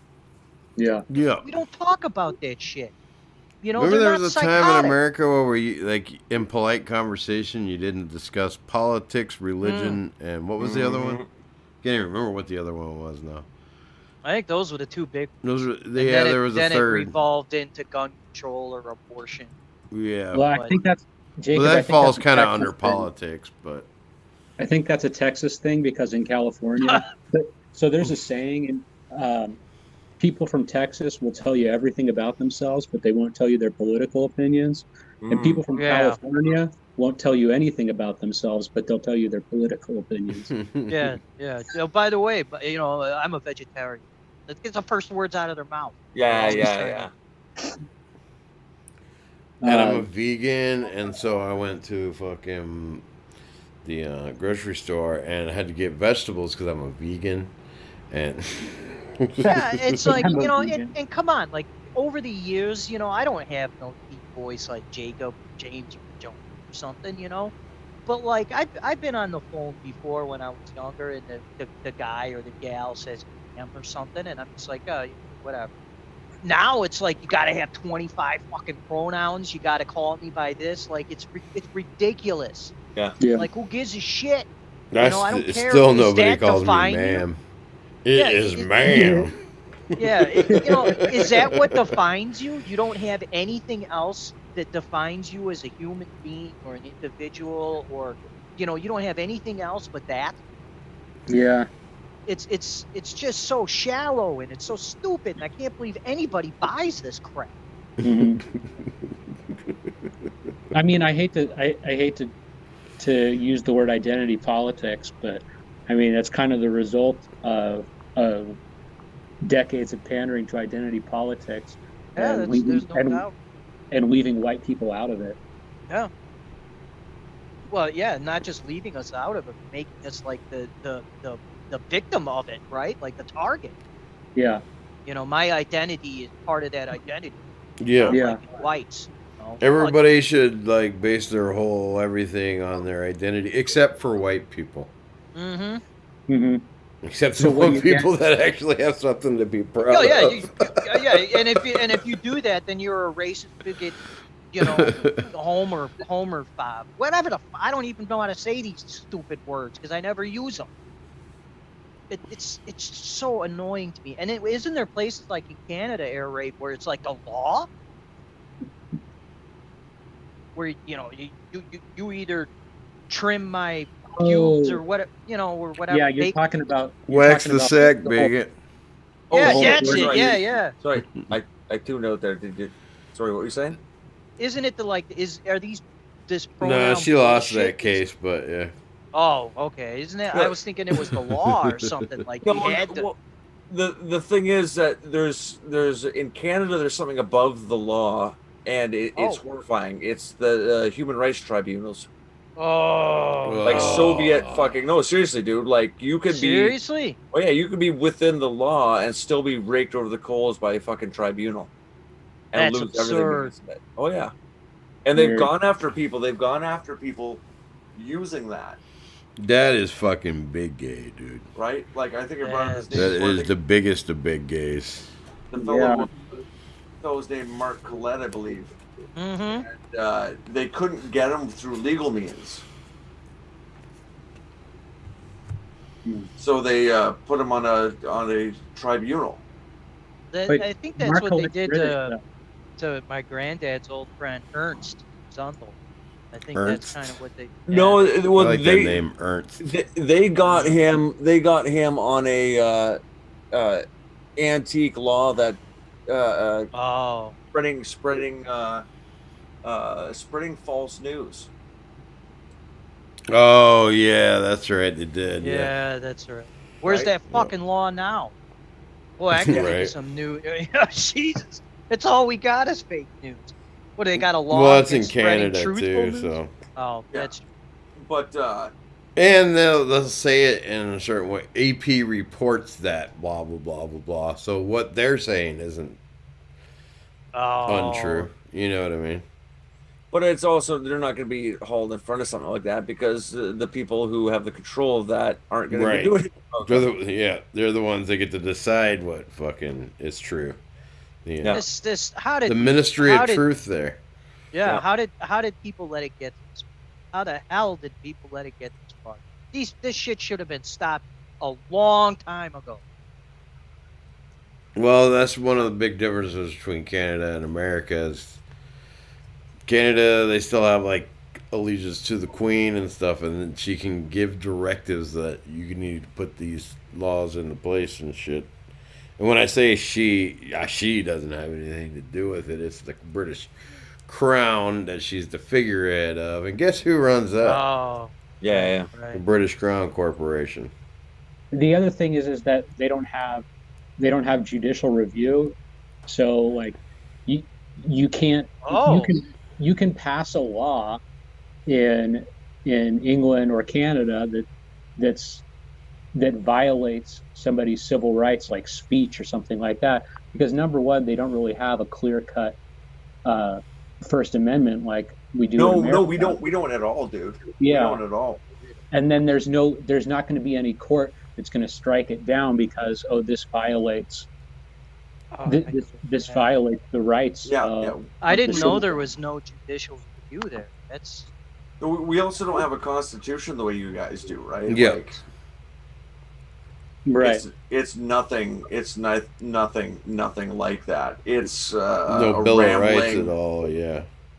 It's You have a constitution, rambling, but not like a Bill of Rights like we do. yeah. But ours is a rambling fucking bullshit fucking thing that was made up in the '60s, for fuck's sakes, oh, good lord. under fucking Trudeau, right? Like, it's Oh, not. his dad, His huh? dad, yeah. Yeah. So it's not like it's not like you guys with revolutionary founders going, okay, here are the fucking main things. This is it. Boom, there you go. Yeah. Yeah. That's Some wishy-washy basically what we have bullshit, going yeah. for us. Yeah, like, I mean, it's pretty well enshrined in our Constitution that if somebody's feelings are hurt, you can go to jail, right? Like, Oh, it's Yeah. That's why they're rise always up. like, sorry.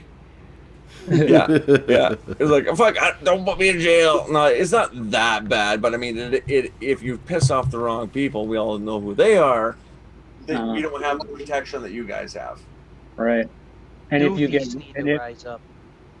if you get robbed by an Eskimo, it's seen as relative because What? Dude, nowadays, there's a completely different judicial system for natives than there are for fucking non-natives. yeah. Tell us about that. You Oh, were talking about that Jesus before. Christ. I don't think we have time to get into that because I was going to say it's Yeah, that's about that that's a time. long. Yeah, it's about And I'm that starting time, to get guys. more angrier and angrier over here, man. If you But wanna- the point is, when you look at Canada, like, even though we're kind of, we were developing parallel to you guys, it's a completely different birth of the nation, a completely different system. Yeah, so it's yeah, they didn't apples and pick up oranges. guns and be like, fuck you, we're going to do what we want, like America did. No, we picked up guns and fought the Us. and, well, hey, the Americans invading Canada just made us more royalist, Yeah. right? If that had been done politically, you might have been able to make more gains. But I mean, it was a different time, different leadership. Right. Oh. But the American Civil War actually caused a lot of kind of solidifying of Canadian identity. Really? Oh yeah, like we still have motels down towards the border there, like the Loyalist Motel. Wow. I'm not even fucking joking. Like, Wow. well, there used to be when I was a kid, anyways. But that's why Like they can't do shit in America like they can. Canada's not quite as bad off as like Australia. Oh no, New Trudeau would like to Zealand. have us worse, but we're not there yet. No. Yeah, you're not quite there yet. You're about on Once par it- with England. Actually, I don't think you're even as bad off as like the UK. No, we're not nearly as bad as the UK. And one of the reasons is that we're so fucking big. Yeah, it's a lot harder to do it on that scale. That's for Yeah, sure. you go. Even though it's a smaller population, you go downtown Toronto, and it's more like well, that actually the even UK. makes it harder because it's a smaller population in a much Spread bigger out. area. Yeah. Yep. But like Alberta, Alberta's like its own fucking little country almost. Yeah. You know, Quebec is like its own little fucking country. Yeah. The East Coast is,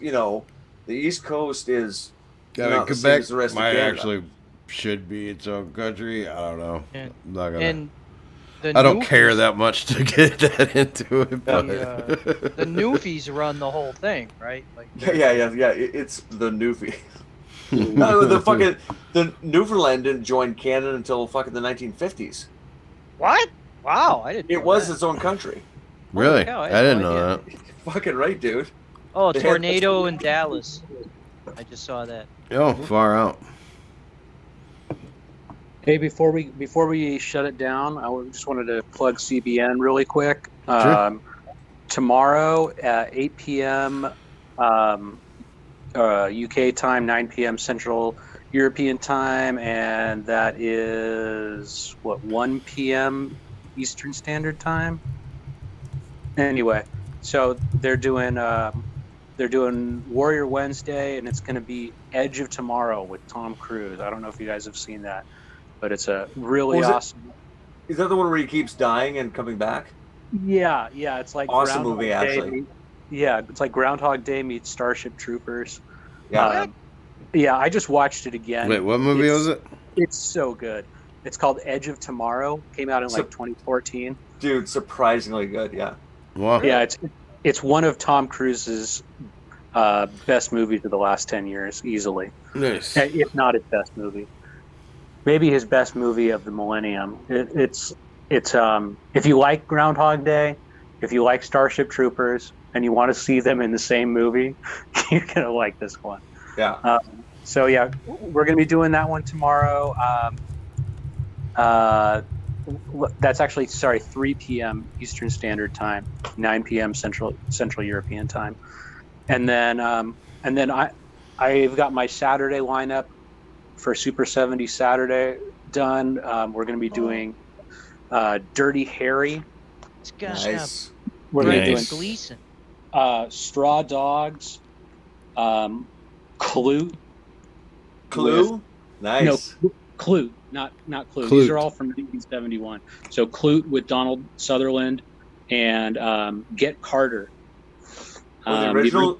The original. Get Yeah. Carter with, Nice. with, I see that that Tom Cruise movie has Brendan Gleeson. That makes it kind of watch. I like. yeah, and it's got Bill Paxton in it too. Oh, shit. Yeah. Yeah, one of his last movies. Yeah. Dude, Yeah, Walrus. I haven't seen it, so I'll have to turn off. I haven't seen. Edge of Tomorrow is Groundhog Day, but Yeah. in space. But in space. Exactly. You know, It's if actually- we weren't streaming, I could tell you something about Groundhog Day, but it's too personal. All right. So yeah, and then the Saturday show, it's going to be all action movies. So from 1971, Straw Dogs, Dirty Harry, Get Carter, and Clute. So come out for that too. Nice. You might still be Wow. streaming when I get home after work on Saturday. That'll be good. I'll be able to catch some of that. Oh yeah. I imagine. Edge of Dirty Tomorrow, Harry's- tomorrow. Yeah, Edge of Tomorrow is tomorrow. So we're actually at the edge of tomorrow. Okay then. Yeah. We're getting there. We're getting there. All right. Yeah, I didn't look up anything. Just saw the actors. I don't want to spoil it. itself. Oh man, it's awesome. And if you miss it, I've got it hosted on my own private site, so I'll send you the link. You can watch it for free. Okay. Yeah, because I think really about the last thing I remember seeing Tom Cruise was Top Gun. It's been a long time. I was. So. You know, he gets a lot of crap, and he is a cringe Scientologist, but he's good at making action scenes. He's done some good movies. Yeah. Once again, surprisingly. Yeah. All right. Anybody got anything else? I think that's about it for me. That's about it. All right, All then. right. Go Becky Teppy. Go Blacky Deppy. Have a good night, guys. Have a good night. Have a good night. Thanks for having me again. See you guys tomorrow. Yep. Same bad time, same bad channel. Oh. But in space. But in space. All right, y'all. I'm going to go ahead and close the meeting here. Take care.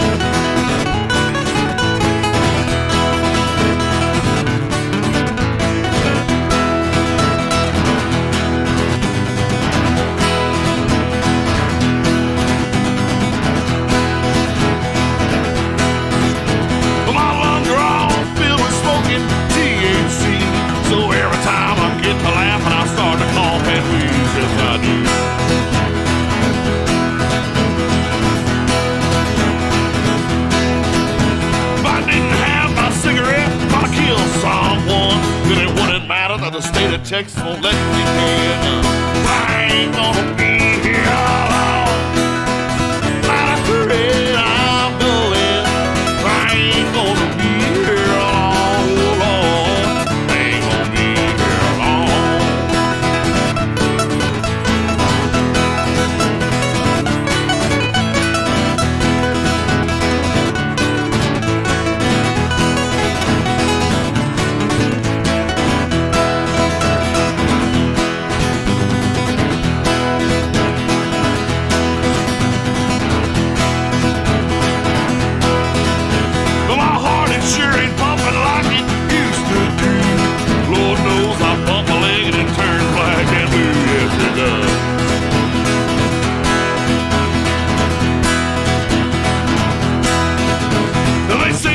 Unhealthy the way that I live. My liver's gone, my lungs are shot, my heart's about to give. But I ain't gonna let that bother me, no. So I'm drinking, smoking, gun to rebel son. I ain't gonna let that bother me, no, Lord. So I'm drinking, smoking, gun to rebel son. I ain't gonna be here alone.